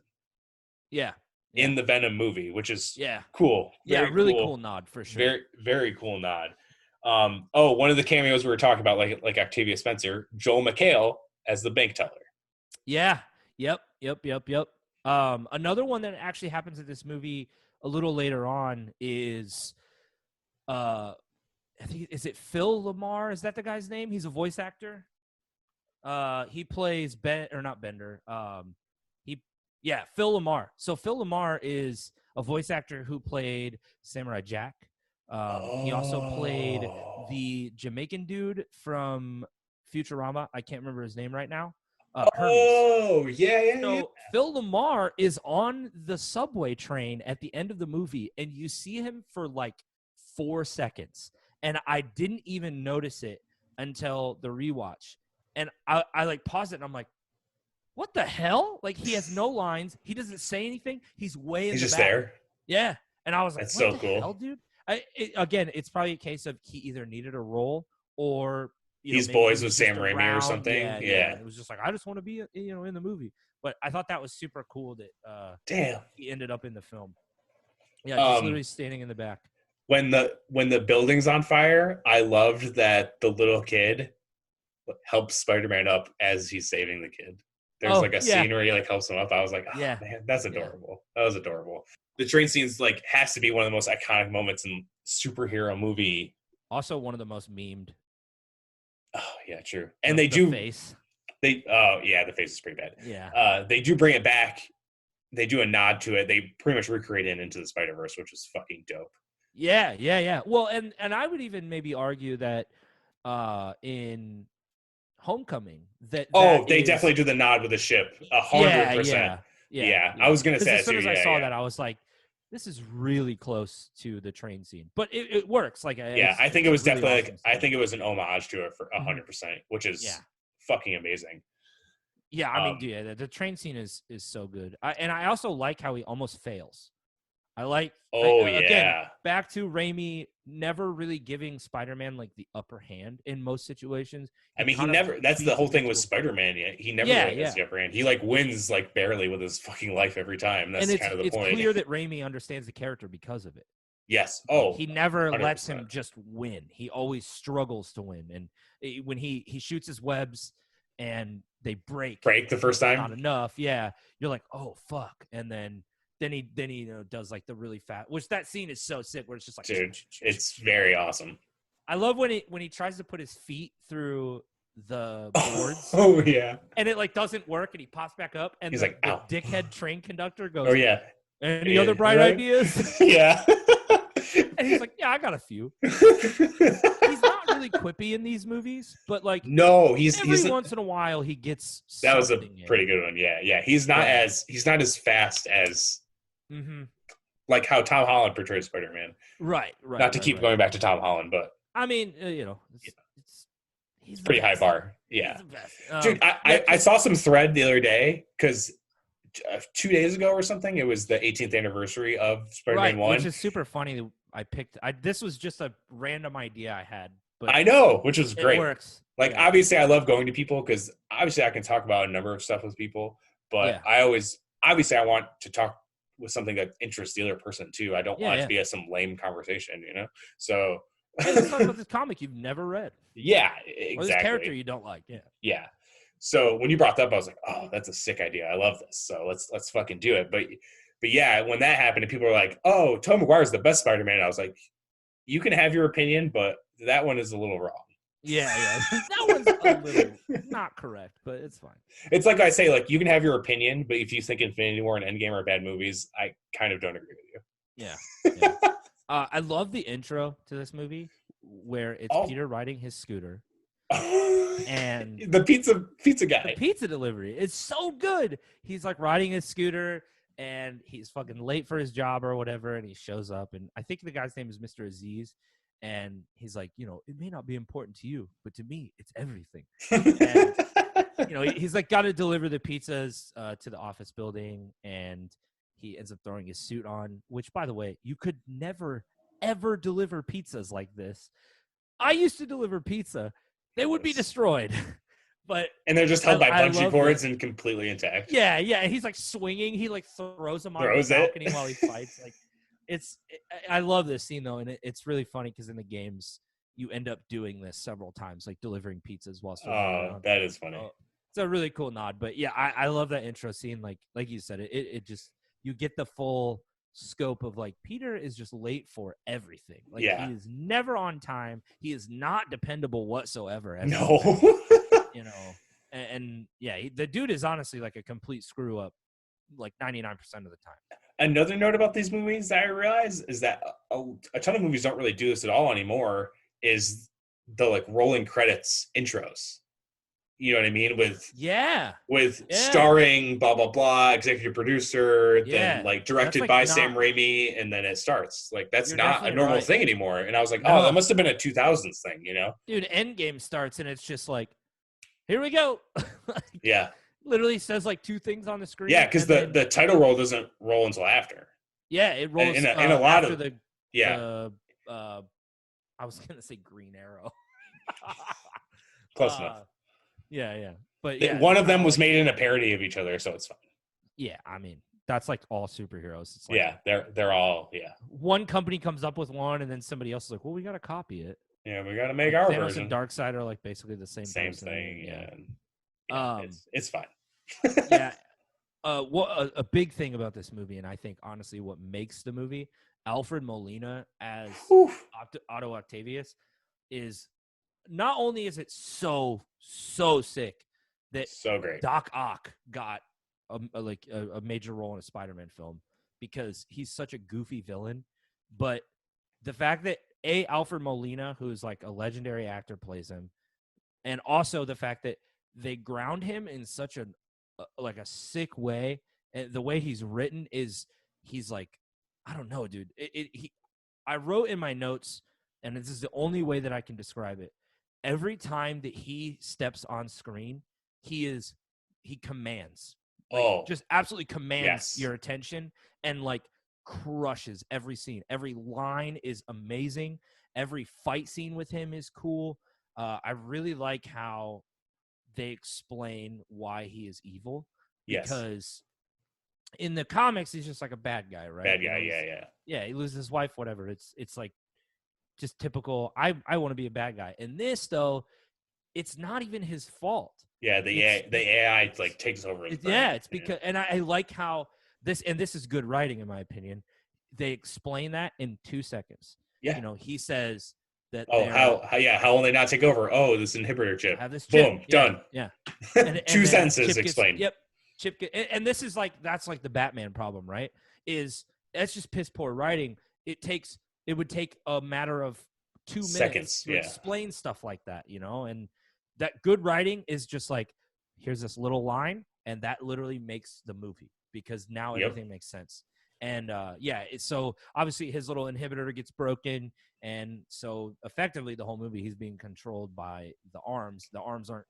He's not controlling the arms. The arms controlling him. Yeah, and that's the scene at the end where he comes full circle and starts realizing what he really did is so sick. The only thing that kind of bummed me out is that if they kept this going theoretically, I guess past 3, is that I kind of wish he didn't die.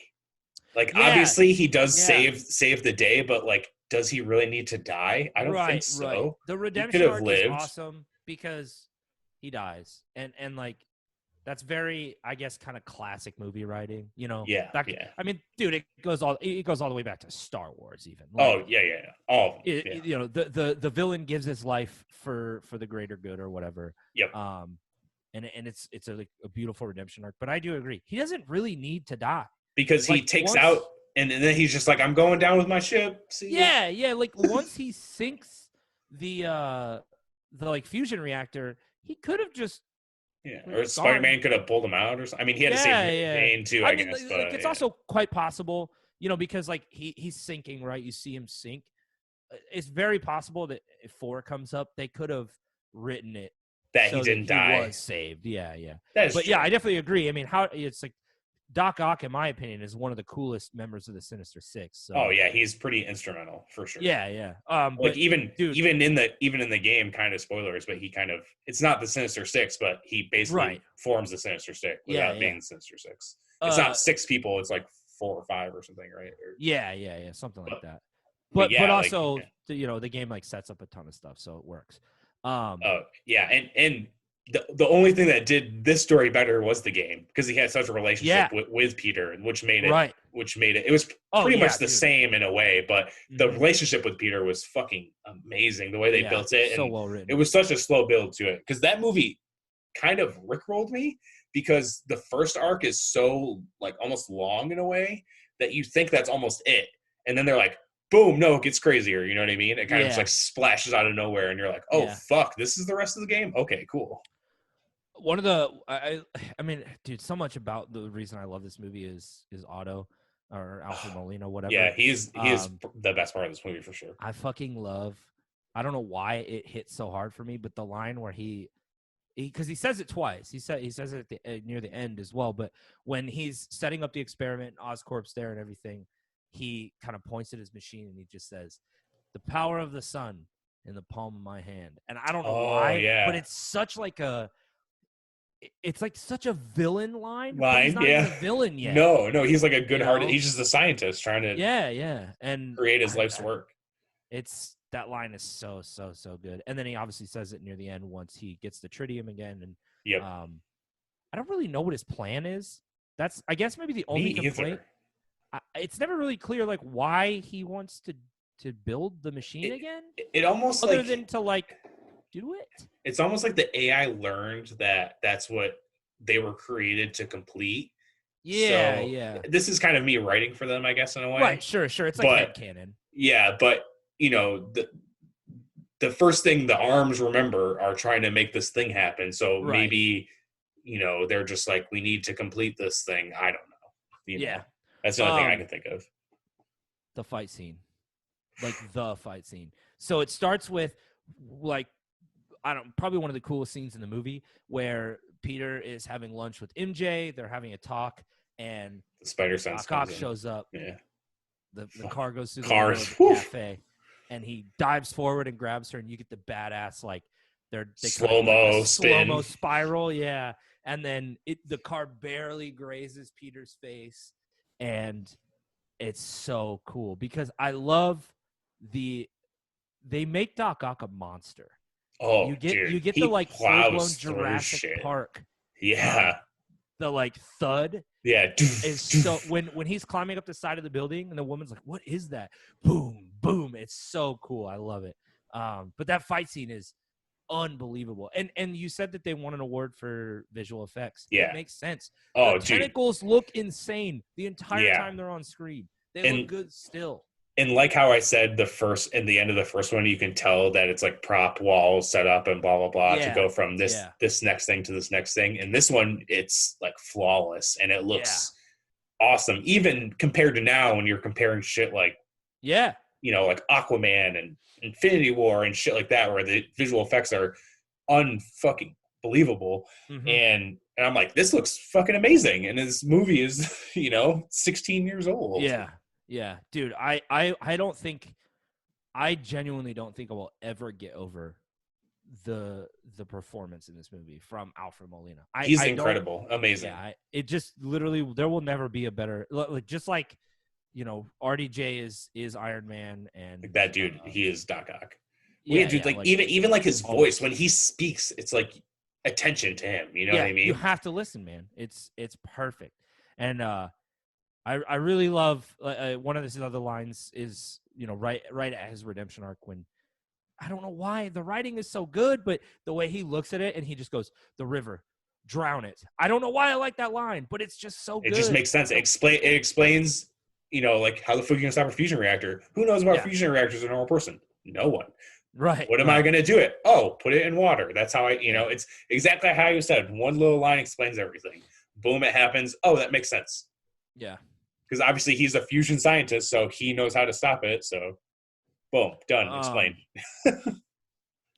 One of the other notes I had just says Raimi really loves zoom cuts.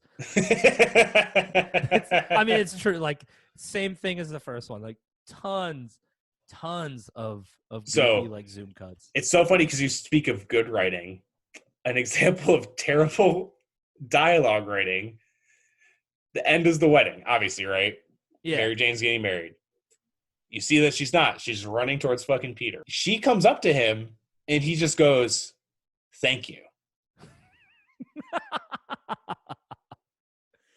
Thank you. I frequently wrote things about her in this movie. She's still excellent, but there are a few things. It's not even the writing. It's like the storytelling that's weird. You are right. Yeah, that fucking line is weird. But and that's how it ends. It like pans out with them in the window. Yeah. He just says, "Thank you." I was like, what the fuck, man? She just walked out of her wedding for you, and you said, "Thank you." The whole thing between them in this movie is kind of weird. So there's like the beginning where she tells him she's like probably gonna get married. She's like rubbing his face, and like I get it because the idea is that she's marrying this dude, but really she's in love with Peter. Yeah, it's kind of telegraphed through the whole thing that she's almost like settling in a way, like he's the perfect guy, but not perfect for her. That's like the whole point. But it's so weird because she's like rubbing his face or whatever, and then 2 seconds later she's like, "By the way, I have a boyfriend. I'm getting married." It's like, bro, what? Like you can't just touch people like that, like all intimate. And then like there's like some point, I think it's like halfway through the movie, or I think it might even, it's actually I think closer to the end, but she kisses Jameson, the like upside down. She does the Spider-Man kiss to figure out if she really like loves him, I guess. Because obviously that motherfucker's not Spider-Man. He's a fucking astronaut. Yeah, like how you gonna be an astronaut and Spider-Man? That's like her bar of judgment is like, I'm gonna do the upside down kiss from the first movie. It doesn't feel as good as it did when I did it then. So I don't think I love you. It's just super weird. Like their relationship the whole time. Well, even when they're together, and I think, is it when they meet in the coffee shop where she's just like, "Kiss me, I need to know something." But I don't I think remember. the kiss gets interrupted or whatever, but then they kiss at the end Maybe, before yeah. they kiss at the end before she gets fucking married. Yeah, yeah, yeah. Which I mean, I guess it leads to her walking out from the wedding. But anyway, yeah, she does some pretty questionable shit for being a fiance for sure. Also, does the scene where Otto puts the tentacles on, does that kind of fuck you up? Oh yeah, because it's like It's with the gross, needles. dude. Yeah, it's It's brutal. like It is it is very like brutal. straight up body horror. Yeah, I I remember was seeing it. I not was a like, fan. oh shit, all right. Yeah, yeah, it got to that point. It's like, and I was like, oh, that's really gross, dude. I think they do And the audible like in with yeah, the from the people watching yeah, it. yeah. They're like groaning in the back. They're like, super oh god. super like horror movie thing, like Yeah, comedy it was horror super movie thing. nasty, and I love it. I'm a big fan. Yeah, it was good. Um, the whole arc we mentioned it. The whole arc about like not being Spider-Man anymore. You know, he kind of loses his powers. I love that he loses his powers. I fucking hate when he accepts that he lost his powers. Yeah, he's just like That's like whatever. my See ya. yeah, my biggest complaint. Like I think it's awesome because it's a really interesting arc where he kind of abandons everything that Uncle Ben taught him and he's Yeah, just like I'm going to be me. Like I don't want this responsibility. It's I'm absolving myself, washing my hands of it. I think that's awesome. But for some reason the way he acts and that's like probably part of the point, honestly, but the way he acts when he drops it sucks. yeah. I hate him. Same. There's like it's like a solid 15 minutes of me just going, "Fuck you, dude."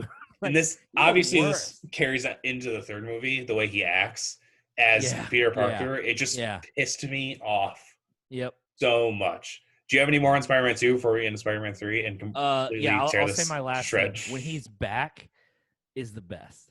When he takes the glasses and he realizes that his He vision can is see. corrected Yeah, again, yeah.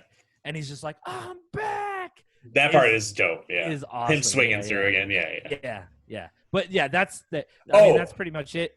another note when J.K. Simmons is like, man, I kind of miss Spider-Man. He was a hero, and then he steals the suit. He's like, he's a crook. He's a Yeah, thief. yeah, I wrote that down too. I wrote how he's like he almost like he does admit that Spider-Man is actually a hero and the city needs him.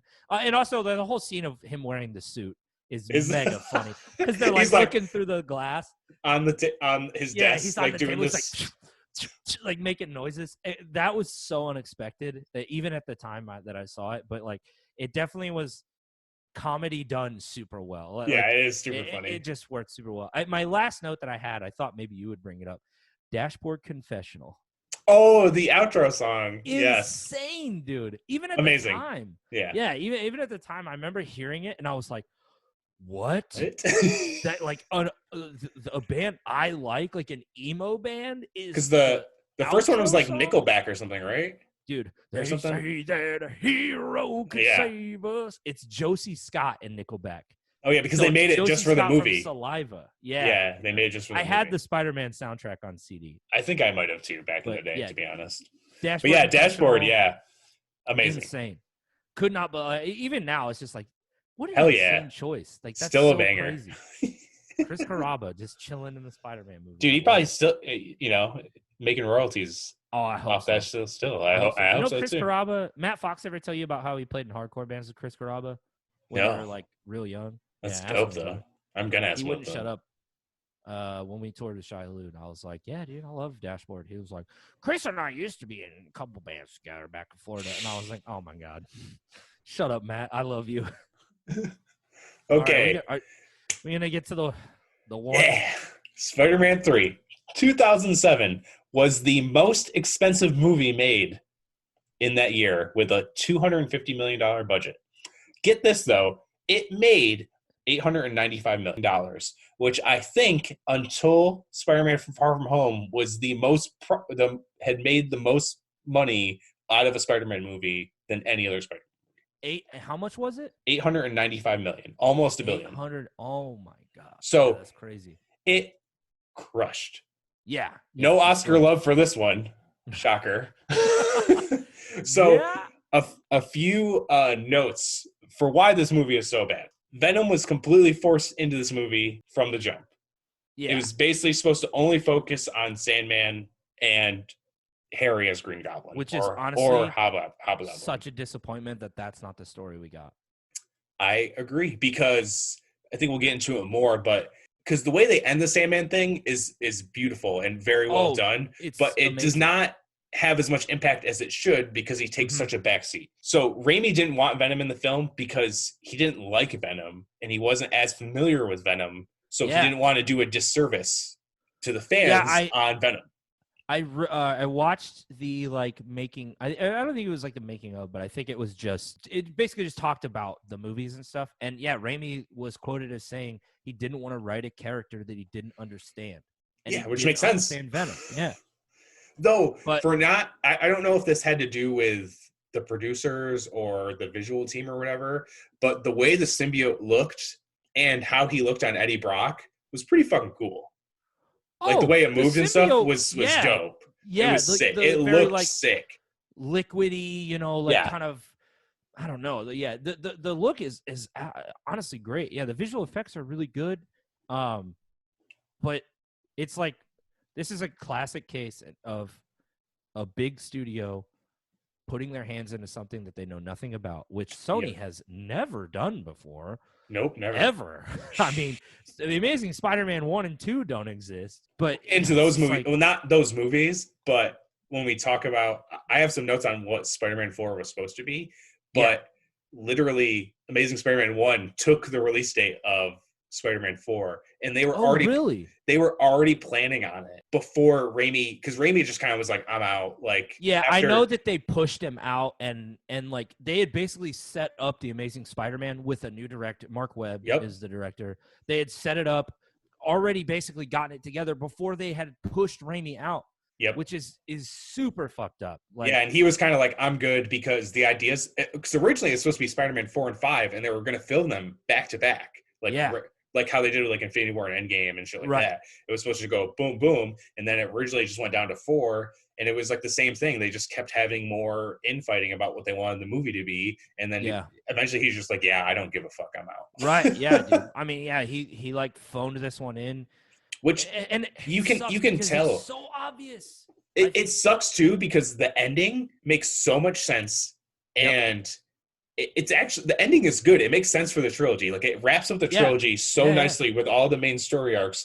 But it's 3 movies happening at once in the middle of it. Yep. You know what I mean? It's 1,000%. Yeah. Here's Sandman. Here's Peter Parker having his problems with Mary Jane. Oh, there's Venom. It's all so much fucking colliding at once. The whole it suffers from sort of the same problem that I think Age of Ultron suffered from. Albeit this is much worse. But Age of Ultron is a really fun movie. But I think at the time maybe they were figuring out kind of how to write that many characters at once and be able to fit it into 2 hours. I think that the biggest problem with that is it's kind of the same problem as this movie, but they told Josh Whedon a few things needed to be included, because Age of Ultron was kind of the pinnacle of, hey, we're actually leading to Thanos at the end.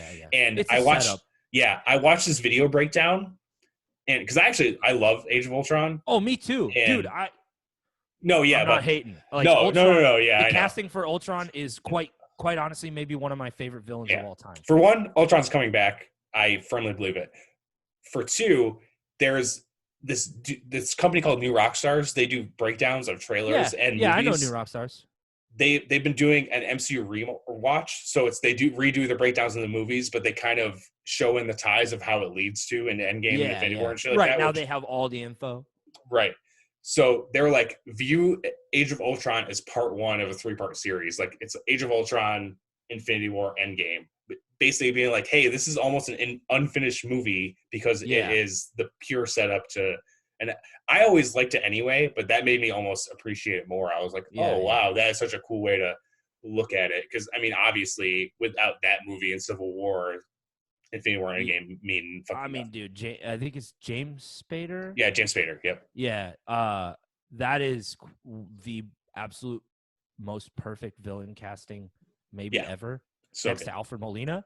And it's purely because James Spader's voice is the most sinister sounding voice.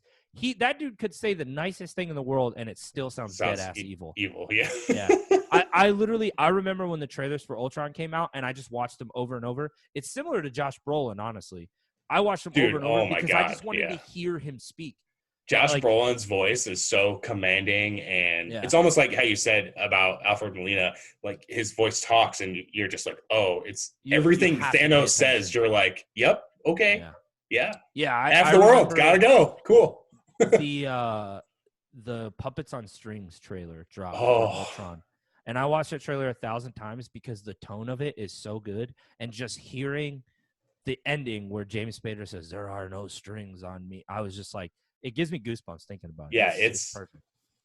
But yeah, so my original comparison is like, yeah, Age of Ultron is a little it's rough because yeah, there's a lot going on that all kind of yeah. needs to happen at the same time. And There definitely that's what was, happened with yeah. this. There's There too many was there was storylines. stuff they were like, hey, you need to put this in. And he's like, well, I don't want to. And he's like, they're like, well, it has to Yeah, happen. yeah. Which sucks, man. Like, Yeah, if there's one thing that I wish was never ever a thing is major studios just putting their hands into the pot when yeah. they don't I care about these characters, they don't know anything yeah. about them.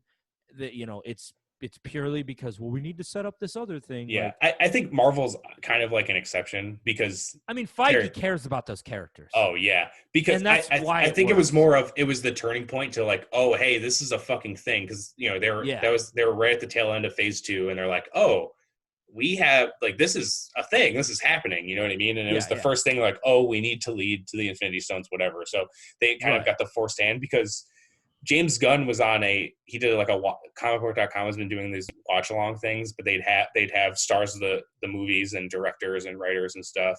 So they did I think they did Guardians 1 and 2, both with James Gunn. And they asked him like, hey, what did Marvel say you need to include in this movie? And he goes, the only thing they said for me to include is that there needed to be a Thanos cameo. And they said maybe include a background story on the Infinity Stones. And that's all they told him to do, which Oh, that's tight. I was like, whoa, that's Yeah. like that's nothing. Like that's Right. you Yeah. know, Yeah. And that's he like did an maybe excellent job of that's like using that. 2 minutes of the movie, you know, Right. like, Right. in Yeah. Yeah. total. So I Yeah. was like, oh wow, that's really cool that and that's what I've kind of heard that they go, hey, here's your movie. You need to include A and B, maybe some Right. C, and They're not fucking like, go to town. yeah, they're not like, you're not fucking directing this movie if you don't put this in, whatever. Or like, or setting up a whole nother movie while you're working on your movie, they're like, just everything about Sony. I mean, even in their current stuff, it's just like, I'm never it's a hard thing where I really hate that Disney owns as much as they do because they're just too big. It's just a They fact. own literally everything. Everything, right? It's crazy. But the fan in me of the fan of Marvel and of these characters is glad that they own almost all of it because then Kevin Feige gets to make his decisions. And Kevin Feige, while also being motivated by money and profits, he loves these characters and wants to make sure they're done right, which is why the movies are so good because he won't let these characters be shoehorned in No. without showing them like the proper care and respect. And that's why the DC movies suck, and that's why these Sony movies always struggle, is because Sony is so concerned with setting up all these different things and like trying to build whatever they're trying to build, that like they don't let the directors create a story. They just force directors to make setup movies. I mean, we were supposed to get Sinister Six after The Amazing Spider-Man 2, but that movie was so fucking bad. The only cool part of the movie was the setup for the Sinister Six at the end, because they were like, you have to do this and you have to do that and blah, blah, blah. And like, yeah, this movie just, it sucks, man. It sucks. It fell apart because, like you said, the Sandman, so cool. Oh my God, dude. The scene where he comes up out of the sand after getting trapped in the reactor. By the way, the goofiest thing in the world when he says, it's probably just a bird, it'll move. Yeah, it's not like, what a scientist would say. You compare a bird to a human fucking being, like you're telling me that like your sensor's going off and it's not based on weight, like that a bird and a human could just make the same thing happen. I don't know, but him getting trapped is really cool. Him coming alive reminds me of how they depict Dr. Manhattan forming in Watchmen. That's what it reminds me of. And I was like, which is a massive compliment. Yes, exactly. It's super funny though, because some of the CGI in this movie is so sick and then some of it is so bad at the same time. Some of it, because there's like green screen stuff that's just it's unforgivable that Because it's as like bad as it is. the way he comes to life, it looks so dope. Oh, it's gorgeous. But then, like the scene where he falls apart at the end, and the scene where Spider-Man thinks he kills him, where he turns into mud, looks so bad. Yeah, not so good. bad. I was like, how did the same team make this? I was like, right. Or even when he's fighting him and he punched. I think when he first encounters Sandman, Spider-Man does, and he's like punching him, and part of his face blows off and shit. I was like, that was fucking awesome. Oh, dude, when he grabs his face and shoves it onto the subway train. Yeah, and it just starts breaking apart. Yeah. So my sick. God, it's so cool. Yeah, that fight scene is awesome. And like, honestly, Sandman is probably my favorite part of this movie. Yeah, same. Well, I love how the Harry arc finally comes around, but the whole, obviously, I think the whole middle part is because of the Venom thing. They're like, oh, we have to put Harry on the back seat, so we're going to give him a fucking concussion where he remembers, or he forgets everything. Then he randomly, so stupid, dude. Remembers out of nowhere. Like, he just, like, there's no, he didn't, like, hit his head again and then he remembers, he just starts remembering. Yeah. You know? The memory loss thing is such, like, I mean, it's definitely a studio decision because that's such a tried and, like, it's tried and true, but it also makes it the worst thing in the world. Yeah. There are so many games and movies where, like, if you need something like that to happen, it's just like, oh, he hit his head and I forgot, you know, whatever. they just write in a memory loss scene, and it's like, oh my God, that's like the most convenient thing that you could write in for real. Also, his costume is the fucking worst ever. It's Harry's. It's terrible. Yeah, it's not good at all. It's not even like a costume. It's better. It is better than the Goblin from Amazing Spider-Man. Fair. Though he at least gets that accolade. That's true. But I do love the like magnetic, like almost like Silver Surfer surfboard kind of like. Oh, dude, yeah. The glider is really cool. That's dope. But the original glider from the first one is cool, but I actually like it's almost it's like the original one's like very comic-y almost. Yeah, yeah. I mean, the original one I think is like a direct nod to Goblin, Hobgoblin. Yeah. But I was like, what is this costume? Like, the costume is pretty silly. When I was first rewatching it, for some reason I thought when he came back later in the movie, it was like a cooler one, but then he came back later and I was like, oh, it's the same one. All right. Yeah. It's not very good.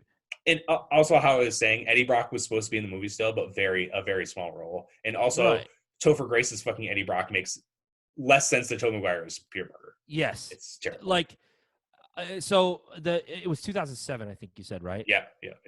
So by this time, I am like pretty invested in Spider-Man stories outside of just, you know, the first movie. I was like 10 years old, and so I'm just like, I like Spider-Man. Like, everything's acceptable. I don't really know anything.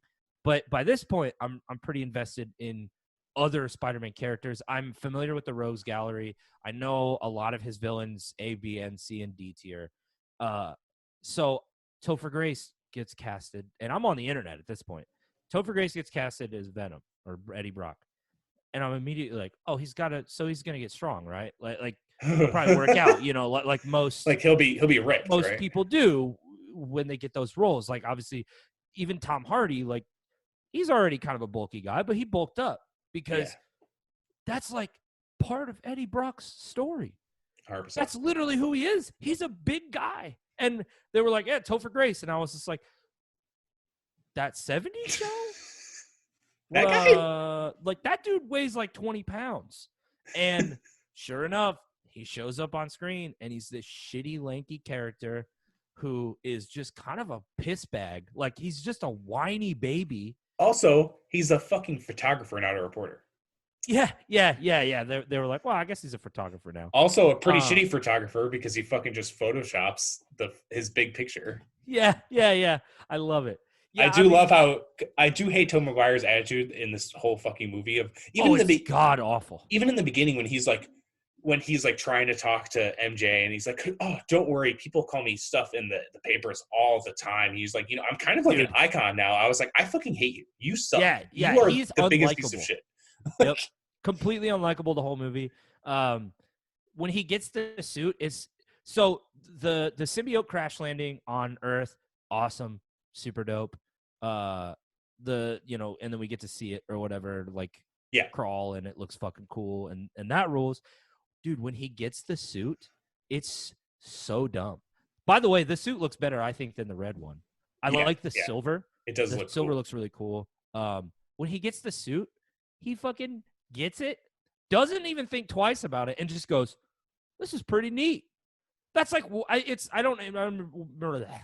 Can't talk. I don't remember what the original line is, but it's basically to the effect of, Oh, "That's yeah, pretty neat." because he kind of like passes out and then he wakes up and he's on the side of the building and then he's like, I feel so powerful. Like, this is Yeah. cool. Or yeah, something stupid. Doesn't Yeah. even think twice. And like you could probably write it away as like, well, like the symbiote's like kind of influencing him. Of course, he's not gonna have like the best decision making, but like it's just not good. I don't know. Like, he's just like, it's pretty cool. I got this suit. Don't know where it came from. Like it. Yeah. The one thing Suddenly, I that feel crazy. Yeah, the one thing that really confused me is that it just became a separate suit in a chest in his closet.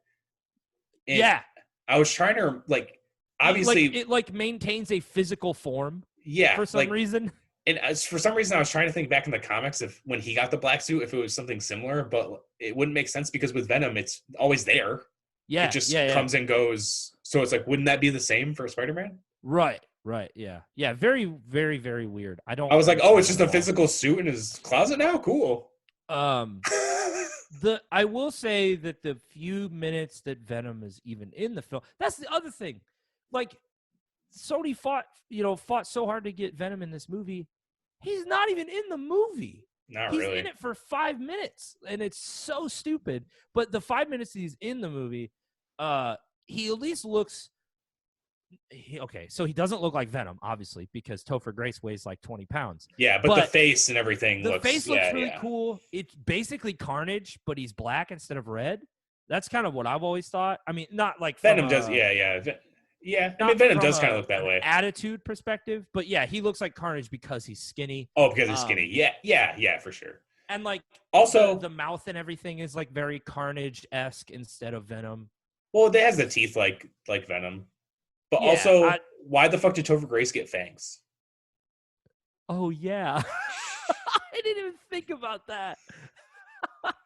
Okay, so bad. This is really funny because Sam missed all of Spider-Man 2, which even when I was watching him and she was downstairs, because like she'd be upstairs getting ready or whatever when I was watching them. But the first one she watched, she's like, this looks like a bad 80s movie. And I was like, most of it kind of is like a bad 80s movie, so that's correct. Corny and then she saw the like tail end of 3, and I was like, yeah, this is literally the worst one. Yeah. It's probably on the lower list of worst superhero movies ever, probably. And absolutely. So it was just funny to see the cool ending. A couple things about the Venom that was cool is that when he made that web trapping Mary Jane, when it had like the Spider-Man come and get me or whatever the fuck it said. Yeah. Spider-Man was in the OG Spider-Man logo, which I was like, that's fucking dope. Yeah, really cool nod. Oh yeah, and then the other horror scene I think is the Venom scene. Yeah. Right? Yeah. In this absolutely. one. Which was like another thing, like the Doc Ock one. Bruce Campbell's cameo in this one as the fucking hostess or whatever for the French restaurant. Yeah. He fucking calls him Peter Pecker. Peter Pecker. Amazing. And the whole part when obviously he's going to do the engagement ring and the glass champagne and stuff. Yeah. But he's like moving his hands and they start coming and he's like, no, and they keep moving back and they do it like 5 times. It's so fucking funny. That part is very fucking funny. Dude, yeah. I mean, there are definitely cool parts of this, but like obviously the Sandman stuff is cool. The Venom fight is cool. I like the, classic Venom weakness of the sound. The sound. He's smacking the bell and like him like tearing was pretty Venom, sick, yeah. Comes off, and even when Peter peels the symbiote suit off of himself. That scene is really cool too. That scene is really cool. Pulling it off of his face, and that's a really cool image. I really like that part. Like that's what sucks is I think that there is, and we kind of alluded to this when we started talking about, but there's a good movie here that's unfortunately stuck under the weight of like a really shitty movie. And they could have had Sony not dabbled as much as they did, there would have been a really, really good movie if it was just Sandman and Hobgoblin. Yeah, exactly. Because the ending could have went the same way with Harry ending up saving. Because that part with him and the butler is so nice, where he's like, I loved your father, but he Yeah, wasn't the same when like he did not, like Spider-Man didn't kill your dad killed your dad, basically. right. And he finally comes to his senses and comes and helps him and basically sacrifices himself to save him. Complete, like, that part made me tear up a little bit because I was like, man, he saved him. I was like, Yeah. he Oh, did it's a it. great arc. Yeah. And finally, MJ's like, like, oh, he's finally come around. I mean, I guess he was just kind of a fucking dick the whole fucking movie. But, they finally close that circle, which obviously that's the big overarching thing of all three movies. The first one ends, he's like, I can't be with you. The second movie ends and they're finally together. And then obviously the problems through the third movie lead to them finally resolving it in the end. And then also, obviously, you find out Sandman, that the dude who killed his uncle was Sandman, not the other guy who got caught. He was just part of it.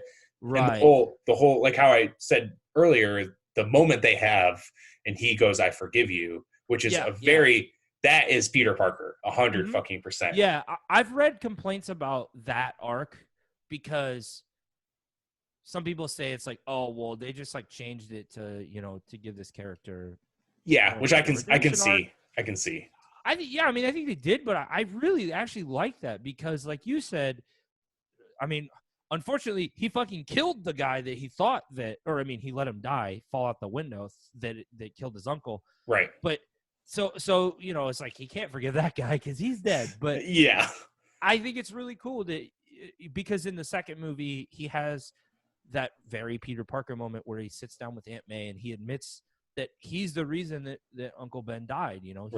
He wasn't where he said he was going to be, and then he let that guy go, and Uncle Ben got shot because of it. And so this is like, the big moment where it's like you are Peter Parker, you are a Spider-Man. Like you show grace and forgiveness to anybody, even your worst of enemies, and I like the writing here. Like I think it's really cool. And exactly what you said. There is a great movie under a terrible movie because that end part is, I remember watching it and I was like, wow, that was like such a beautiful moment, but it gets wasted through the rest of the movie because there's no real build to it in a way. It's kind of just Sandman forms, he shows up, Peter finds out that, they have the whole thing where they're like, oh, the case opened back up, this guy got out of prison, he is actually the real murderer, blah, blah, blah.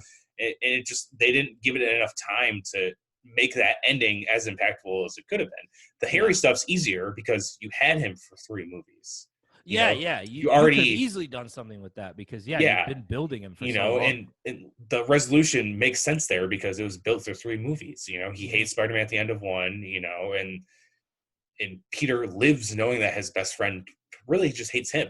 But he obviously doesn't find out it's Peter Parker till later. But it's the way it wraps up is actually good, but it's just masked by a bunch of shit in the fucking beginning of the movie, And like it's even worse because I've heard Raimi do podcasts where he talks about all the stuff that went wrong in this movie, and it's like it's heartbreaking because this is a dude who is very, very passionate about these characters and loves these characters, loved making these movies, and to have his experience so marred by corporate meddling and like just having these suits like telling him how to do all this shit, he didn't want to do it. It like you can hear it when he talks about it. It broke his heart, and that's why when he got announced for Doctor Strange, I was like, let's go. This dude more than almost anybody deserves another shot at this. And I bet Kevin Feige knows. Like Feige's got to know like this is like his chance to like come back and just crush it. And I hope he does. I think he will. It's a turning point for the MCU too, because they've kind of taken more no-name directors, you know what I mean, and kind of let them shine and become huge fucking names. Because even when Taika Waititi did Thor, he was not a nobody, he's an but indie guy. He just made indie. He did like What We Do in the Shadows, and he did Thor, and now he's a fucking star. Did Jojo Rabbit won a fucking Oscar, and now as we were talking about before we started recording, he's doing a fucking Star Wars movie. Writing and directing. And I feel honestly, I don't want to talk too much about Star Wars, but I feel like that's going to mend the fandom because obviously the fandom is so toxic. I hope. If I don't care if you don't like the sequel trilogy. I thoroughly enjoy it. It does have its problems, but every Star Wars movie has fucking problems. So whatever, it's fucking Star Wars. Besides maybe Empire, I guess, but I'll say today is May 4th, the day we're recording this. Yes. So obviously May Star Wars 4th Day. be with you. I tweeted this and I stand by this saying all Star Wars movies are good Star Wars movies. I agree. There's not. I just a podcast dropped today as we're recording, but it's me talking about Star Wars and we rank all of them. And at the end, I'm like, there is no Star Wars movie I do not like. I like all of them. Yep. There's pieces of them I might not like, but there's not a bad Star Wars movie to me. It's almost the same with the MCU. There's no bad MCU movie. Besides maybe Incredible. To all listeners out there that I just don't want anybody to forget that Jar Jar Binks is single-handedly at fault for the fall of the Republic. It is true. He did give the power to Palpatine. My favorite Star Wars factoid ever, and I'll never let anybody forget it. My favorite rule of Star Wars, and I tell this to all my friends who are Star Wars people, biggest rule of Star Wars: if they fall and you do not see them die, they are alive. Oh, that's classic horror movie rules anyway. If you don't see a body, that person isn't dead. Yeah, but Star Wars, anytime I'm like, guess they're alive. What? In my headcanon, I didn't see Doc Ock die. I saw Doc Ock sink. You're right. I'm just saying. So yeah, but exactly like how you said, it's, they're bringing in, the MCU's bringing in this known guy. I mean, obviously, especially now, all these 3 movies made fucking money. Even if the third one was kind of shit on and it kind of broke his heart from it getting fucked with, but they made fucking money. Mm-hmm. And now Marvel's like, yo, and because everyone's like, when's the next big event movie coming? And I'm like, it's Doctor Strange. That's the next. I was like, it's going to be like Civil War. You know what I mean? It's like Civil War was like Avengers 2.5. Civil War is an Avengers movie. It's Avengers 2.5, yeah. Yeah, it's titled as Captain America. It's an Avengers movie. Yeah, I mean, when you come down to it, it's a Cap and Iron Man movie, really. Yeah, absolutely. Dude, holy shit, what a great movie. Yeah, that movie gets downplayed a lot too, but I don't want to get into that. But fuck those people. Yeah, fuck all those Marvel people. Movies are good Marvel movies. Even Thor. I agree with you. Thor is like, it might be a little boring, it might have its problems, but that movie is real fun, and I really like it. So I agree with you 1,000%. Yeah. So yeah, I was gonna bring this up later, but we can talk about it now. Who fuck cares? But so yeah. I'm so stoked to see this. I was already stoked anyway. Like you said, I love Doctor Strange, especially how he's evolved through Infinity War and Endgame. Like, that dude's fucking a boss. Like, he is bad fucking ass. Like, somehow Marvel is like, or Disney, whoever you want to credit for it, they are quite literally the best at casting characters. I mean, you have all this money. You can literally get whoever you want. Whoever is their casting department deserves a medal or something. Unbelievable. Like every time they cast a character for these movies, that becomes the character. Like, that person will define that role forever. Yeah. Nobody can play Doctor Strange the way that Benedict Cumberbatch plays Doctor Strange. It's not possible. IGN posted this thing and it was like, recast the Avengers, like the original 6, and I was like, no. Like, who why? the fuck would you pick? Yeah, I was like, who's gonna beat the people that played them? No one. Yeah. Get out of here. I mean, dude, it's like Ubisoft is they're making the new Avengers game. And I'm pretty excited about it. I'm really excited that they're doing Kamala Khan. I think that's really awesome. But that's what got me super stoked about it. When they showed the trailer with that, and I was like, yo, yes. Yeah. But they're struggling with that right now. Is like, obviously it's not an MCU game, so they can't use the likeness of those characters. Yeah. And people are bummed on it because they're like, these are not that's not my Iron Man. That's not my Captain America. And like, it sucks. I get why they have to make the game the way they are, but they're going to struggle with that the whole time that game comes out, because these people will define those characters for the rest of eternity. And I know from the first trailer, they changed them up a little bit, because I remember people being like, better for sure. Black Widow was like, oh, it's the fucking girl from Shrek or whatever. Like, or no, it looked like Lord Farquaad or whatever. Yeah. And I was like, the first trailer was rough, dude. It was not. It looked like a PS2 game. I don't know. It was not. It was not. So that's what, because I think I have a friend who lives in LA who did kind of the same thing you were doing. Like, he was doing game testing, like part-time. Like, it was he's very similar to you. He plays in the band In Her Own Words, the drummer Omar. Oh, yeah. I know that band. Yeah, he like loves games like you. I think you guys would get along super well. But he was doing kind of the same I hate thing. Pop punk. No, I'm just kidding. Jesus Christ. But I love pop punk. No, I know. And he was talking about how, I think he beta tested it or something, like, and this was a year ago or so, like a while ago. And he's like, it's kind of whatever. And I'm like, well, I'm not really like I'm not going to critique a video game because I'm not like a video game guy. I play like a handful of games a year when they come out, and I think they're cool. And I was like, I'm still going to play it. And then that one trailer for Kamala Khan came out, and I was like, this looks fucking sick. Yeah, I'm stoked for this. But yeah, no, exactly. People are so accustomed to how they look, but they can't make them look like those people. They'd have to pay so much fucking money to make that happen. Yeah. You know, they wouldn't make any money off the fucking game. No, their budget would have to be insane to bring all those characters in. But yeah, dude, I hope that like this is Sam Raimi's redemption arc. I hope this is Sam Raimi's the river drown it. I hope that Doctor Strange comes out and it's as cool as I think it can be. I'm excited to see Sam Raimi with a even bigger budget than Spider-Man. Dude, your budget is pretty much unlimited. Yeah, I mean, yeah, it's like just whatever, just make the movie. Like it does whatever it costs. Like we'll make it back. It's not a big deal. One thing I am hoping for is I hope that he sticks to his style. I hope that he's not afraid to do practical effects. I hope that there's not an egregious use of CGI.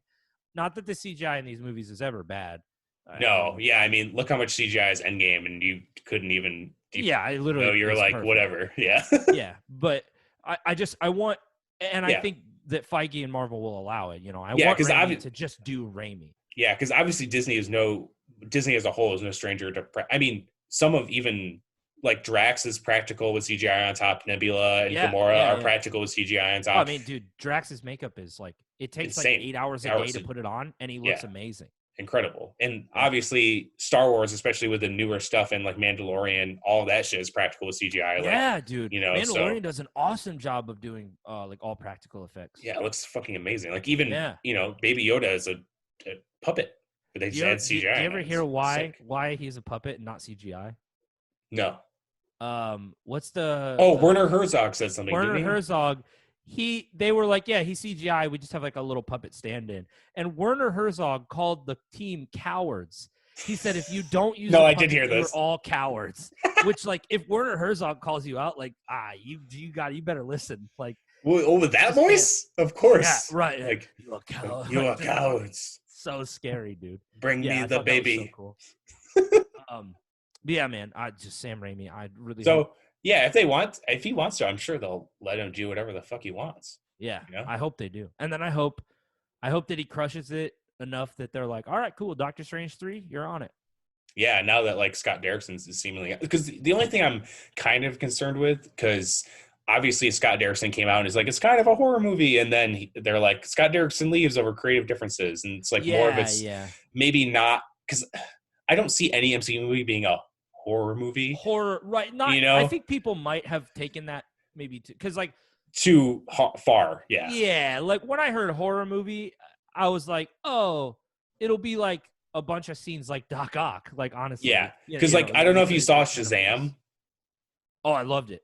They had that cool horror scene in that, like the boardroom scene was very that too. Like you can definitely fit those scenes in and it'll make sense. It's fun. Well, it's kind of like they've said the New Mutants is like a quote unquote horror. It looks like a thriller. Yeah. It looks like a sci-fi thriller, really. Yep. Yeah. I mean, Kevin Feige got involved in a bunch of reshoots for that. So I'm assuming that it's an MCU movie.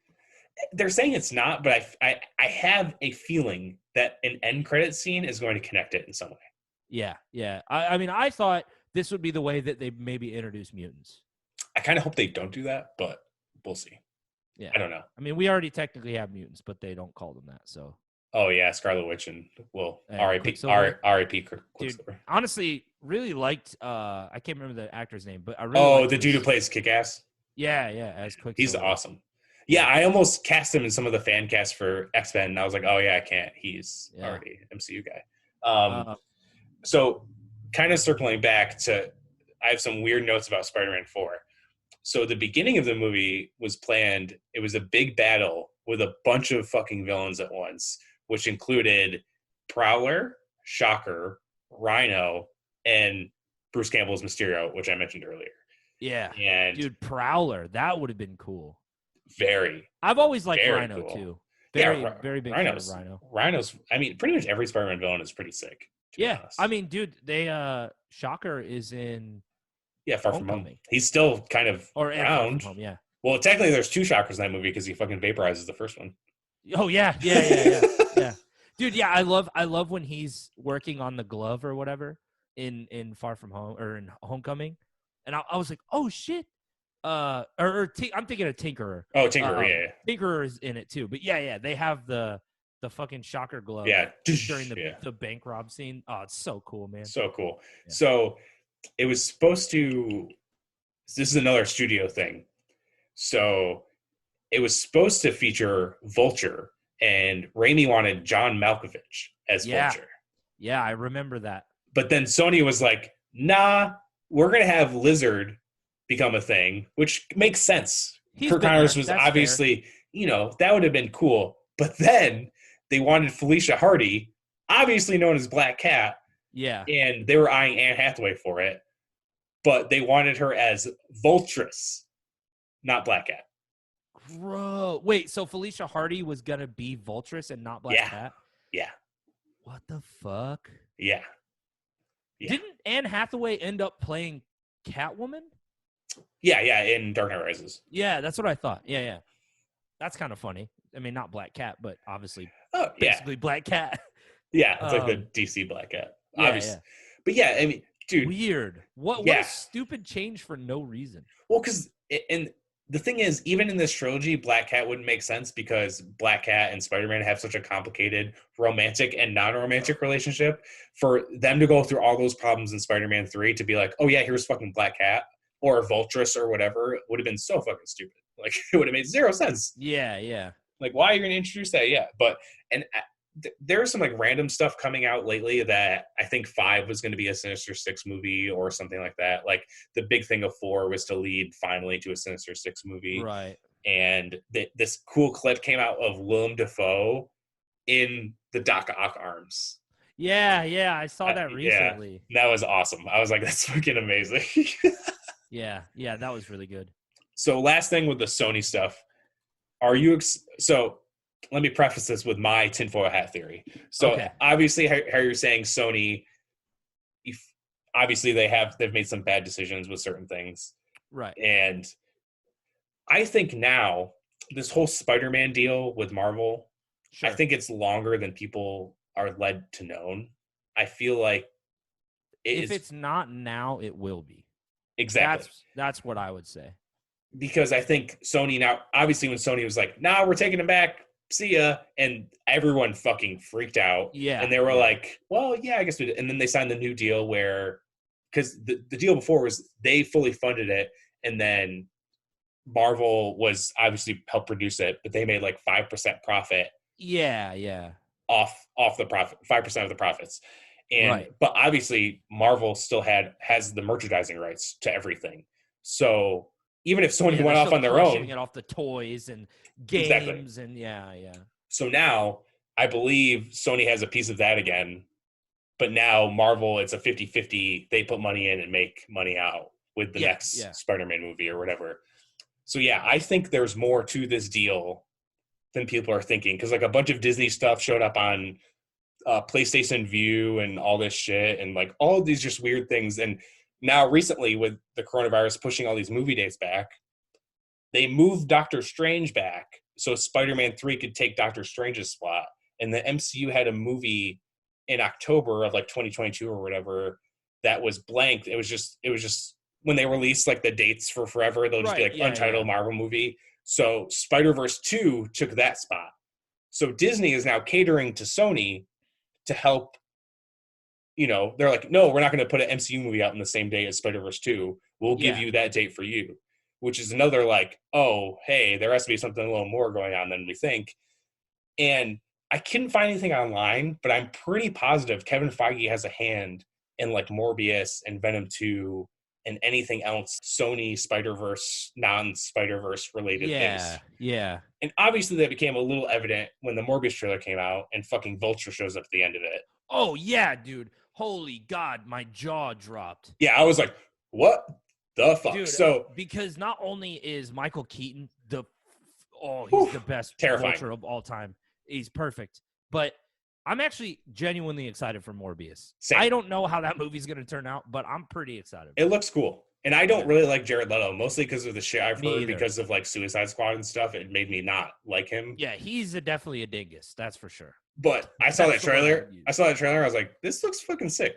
Yeah, I'm yeah. about this. And I think especially the tone is really cool, and Morbius looks awesome. Like, I'm super down for it. and obviously Morbius is connected to the origin of Blade. So it's like, is the end credits scene going to include Blade in some way? Mm-hmm.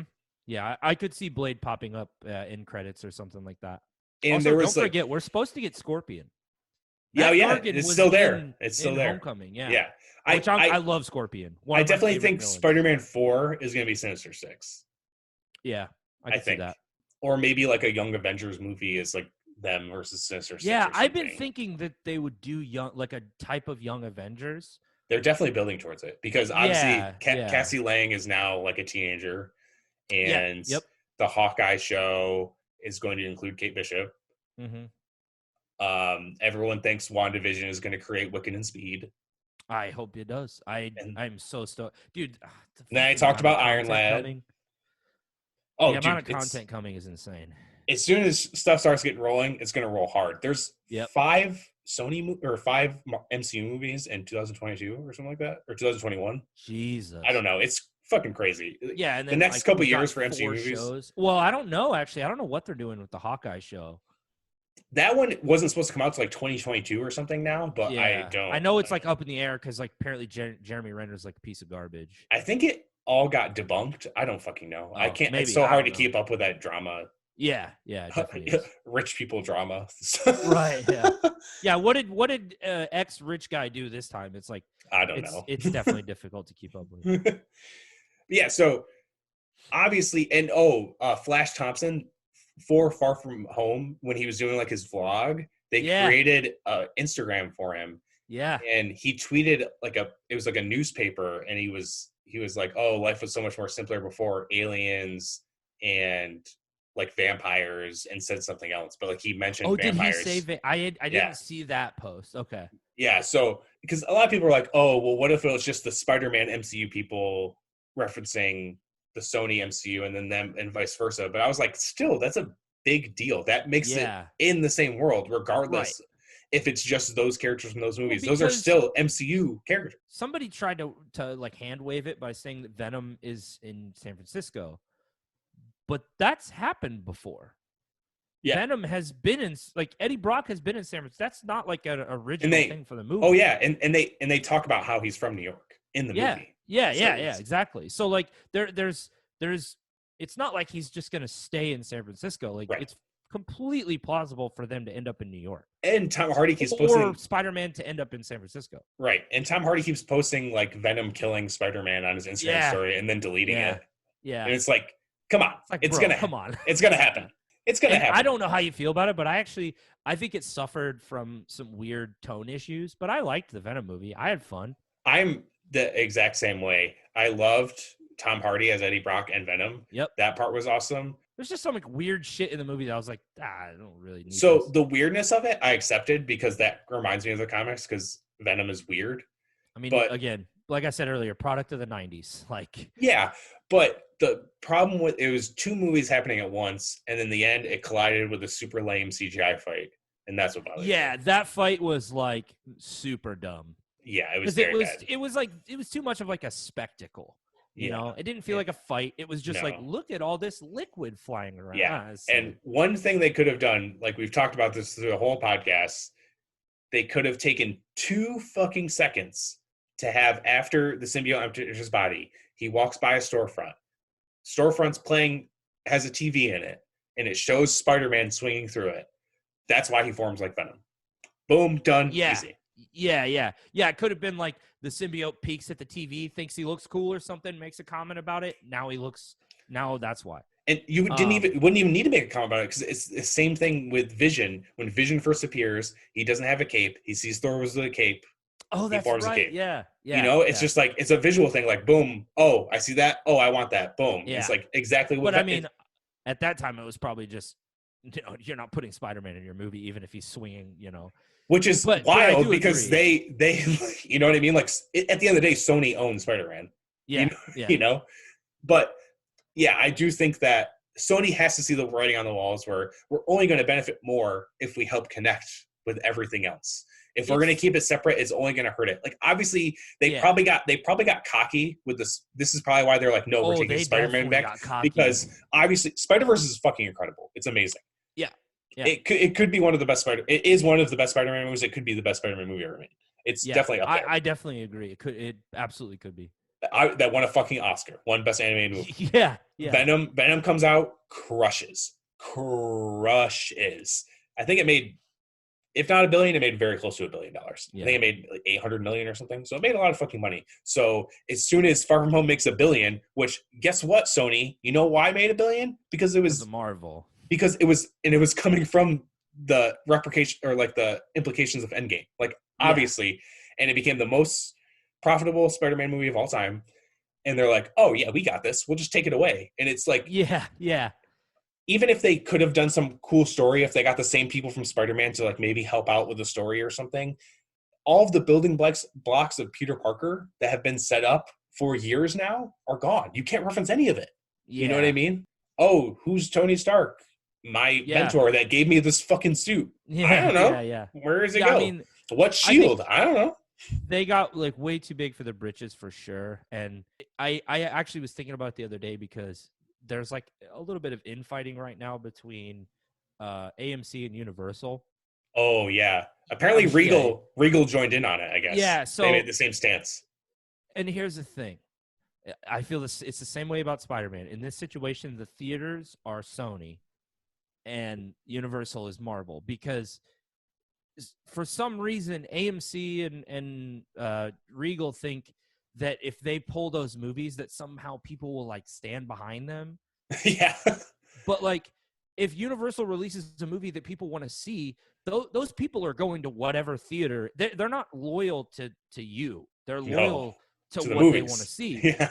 And Sony thought, oh, well, we'll pull these and make our own Spider-Man stuff. People aren't loyal to Sony and their Spider-Verse. People are loyal to Marvel and the Spider-Man movies that Marvel made sure were good. And that was what everyone said. It was just like, if you pull these movies, we're not going to see them because they're not going to be as good. And they're not going to be a part of this big universe that we all fell in love with. You're going to have your own stupid little side stories, and you're just going to make The Amazing Spider-Man over again, and it's going to be terrible, and nobody's going to care. And I mean, they did a good job on Venom. Absolutely. Again, it suffered from tone problems. You know what movies don't? Yeah. Movies that Kevin Feige helps produce. Yeah, for sure. 100%. You're not wrong. Yeah. If Feige was involved in Venom, I bet that movie would have been better. 1,000% better. Yeah. Sony just got really big for their britches and thought that they had something, but they don't. People like us who have this outlook in movies, another thing that made me like the movie more is that like, oh, hey, I like this character. I like how Tom Hardy plays this character. Yeah. Obviously, it's going to go on to lead to other shit. So it's like, I'm looking forward to that shit. You know? Yep. Yeah. Absolutely. Like, we know future things are coming. I'm excited for those future things. And he was good as Eddie Brock. And Venom looked sick. Even the parts with him fighting were cool, where he's just like ripping people apart and shit. Yeah, dude. That part was sick. That was cool. When he fights in the lobby of the office building, it's so dope. Awesome. Yeah, it looks super cool. And he's like, I mean, it looks like how I picture Venom looks when he fights. You know, the way he uses the symbiote and stuff. And yeah, it was really cool. I mean, like, honestly, my biggest complaint is the same one that you have, is that end fighting scene is really stupid. It's terrible. So bad. It's again, it was just like, we have a lot of CGI and we're just going to make it look cool, but there's no real substance here. It's funny how you talked about seeing like background scenes of how they make movies. They showed a scene of like Riz Ahmed and Tom Hardy fighting, because obviously there's a part where like the symbiotes rip open and you can see him inside of it and stuff. So they like mocapped part of that fight, and it looks more awkward than the actual fight, if you can believe it. It's pretty bad. Yeah. It would have been way cooler if it was just like a street level fight and they were just, or even like a Doc Ock, you know, they're fighting on buildings and stuff. It was just like, oh, we're sending it to space and like he's on the rock. It's just like kind of silly. It should have been more of an actual like duke it out fight. Yeah. And even like Michelle Williams getting the symbiote on and everything. Like that part was pretty badass. That part was, yeah, that was cool. And it's also, that has happened. Yeah, Like, it was that was a like the MCU does many a times. Like obviously they make their own stories, but it's but very rooted in comic knowledge, and they show yep. that they love the comics with all these crazy nods. And I was like, oh, that was a cool little thing. I was like, Yeah, nice. dude. When they did that, I was like, yo, absolutely. That is dope that she wore it. That's so cool. Yeah, Yeah. I was a big fan of that. Yeah, I'm totally now with you. I need Venom to just get the logo. Like, Yeah, and just I was give me gonna my Venom with the logo. I was gonna say a little bit of redemption on the Spider-Man thing is that when he finally meets with Spider-Man, it just forms the logo, and you're like, Oh, that would be so cool. oh, I would Yeah, love it. he's like whooping his ass or something, and then he like stands up, and it just, oh, Oh, that would be so cool. I I got would love it. goosebumps even thinking about it. I know. Sony, hire me. Hire both of us. We'll. Let's go. Yeah, sometimes like I will say, and I feel this way a lot about like these big companies. Sometimes I feel like people make decisions, and it blows my mind that there's no way that somewhere along the line somebody didn't say that's a stupid decision. I know. Like, I know. there's so many times where it seems so obvious, but like it just doesn't happen, or maybe they just don't care. I don't know, but like Who knows? that ending fight scene is a perfect example. It's like, how did nobody at any point just go, be a lot cooler if they just punched each other a bunch? Like, you know, it saved you money too. I don't know. Like, yeah, whatever. I have no idea. Yeah, but I mean, it was fun. I like it, and I'm excited for the future. Same. I think, I mean, dude, Spider-Man is in he's literally in the best place he's ever been. Like, Yeah, I agree. as far as a property and a character, and that's so badass. I agree.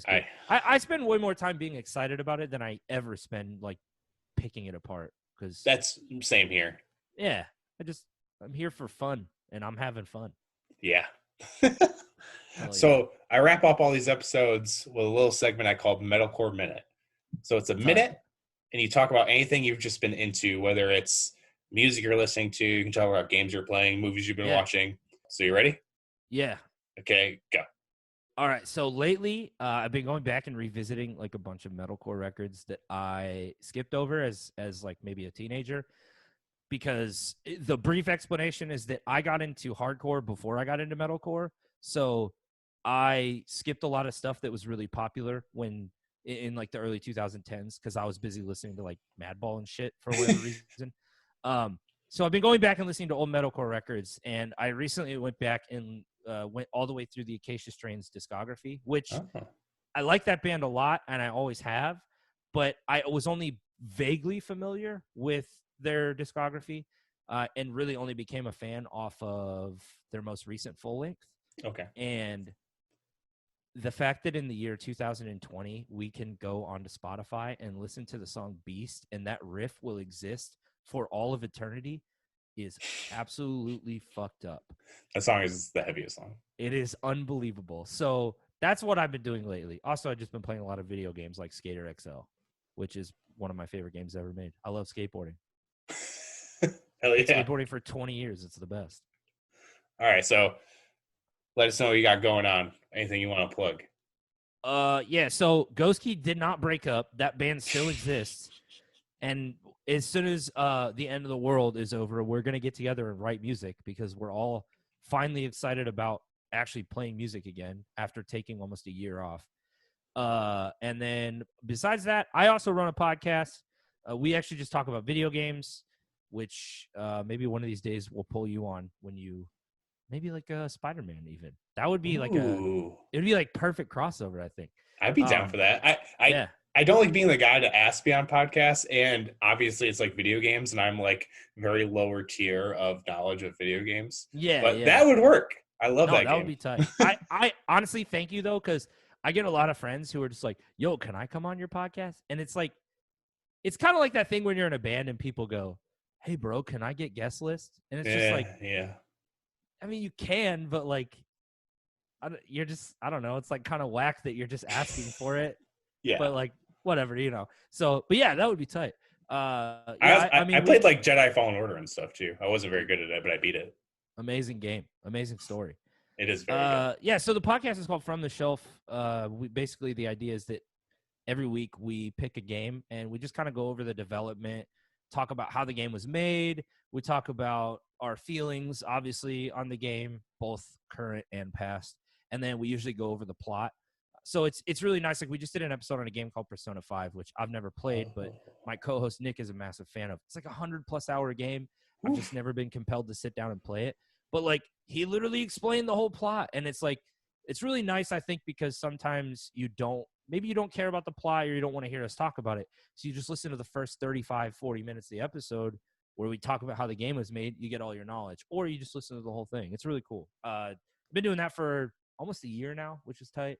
And then as an extension of video games, I also stream on Twitch, which is twitch.tv/AOB EYYOHBEE. It's like all my social media names, just my initials spelled out. That's another. It's my initials spelled out. Nobody ever knows. That actually clicked for me last night. I thought I was so clever when I came up with it at like 16 years old. Because there would be times where I wanted to like tag you on Twitter or tag you on Instagram or something. And I'm like, what the fuck is his name? I can't fucking remember. Because I search Austin, nothing comes up. And I'm like, what the fuck is his name? So I'd search for 5 minutes of where your name is. I'm like, oh, that's what it is. And then I went to your Twitter and I saw in the bio, it said AOB. And I go, oh. So when I was like 15 or 16 years old, I would go skateboarding with my friends, and everyone called me AOB because at the time there was a song, I'm in the club hollin' A Bay Bay. Oh yeah. And so they would always go, I'm in the club hollin' AOB. And that was my nickname. It still is among that friend group. That's what they've always called me for the past like 15 years or something.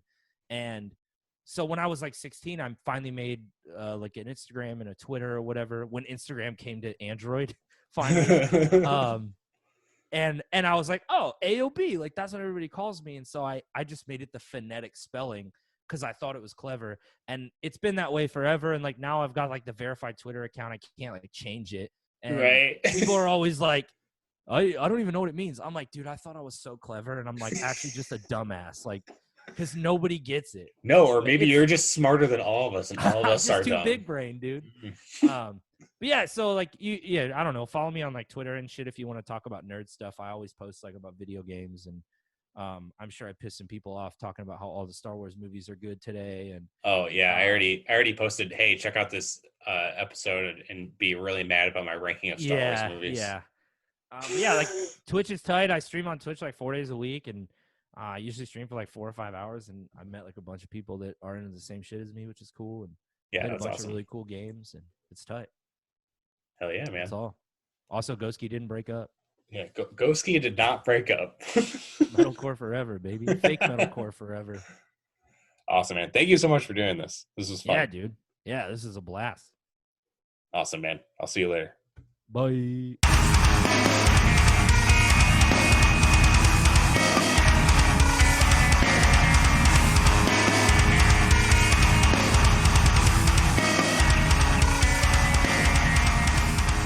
That's it for this one. Let me know what you guys think of this one. I'm thinking of maybe doing more Trilogy rewatches with other guests in the future. As always, if you want to support the podcast, follow us on social media at Metalcore Nerds, Facebook, Twitter, Instagram. Subscribe and rate and review on Apple Podcasts. That's probably the most important thing. It really helps the podcast get noticed by new people. Follow on Spotify. Subscribe on YouTube if that's where you enjoy your content. And if you want to support monetarily, you can go to redcircle.com/metalcore-nerds/donations. Until next time, this is Metalcore Nerds.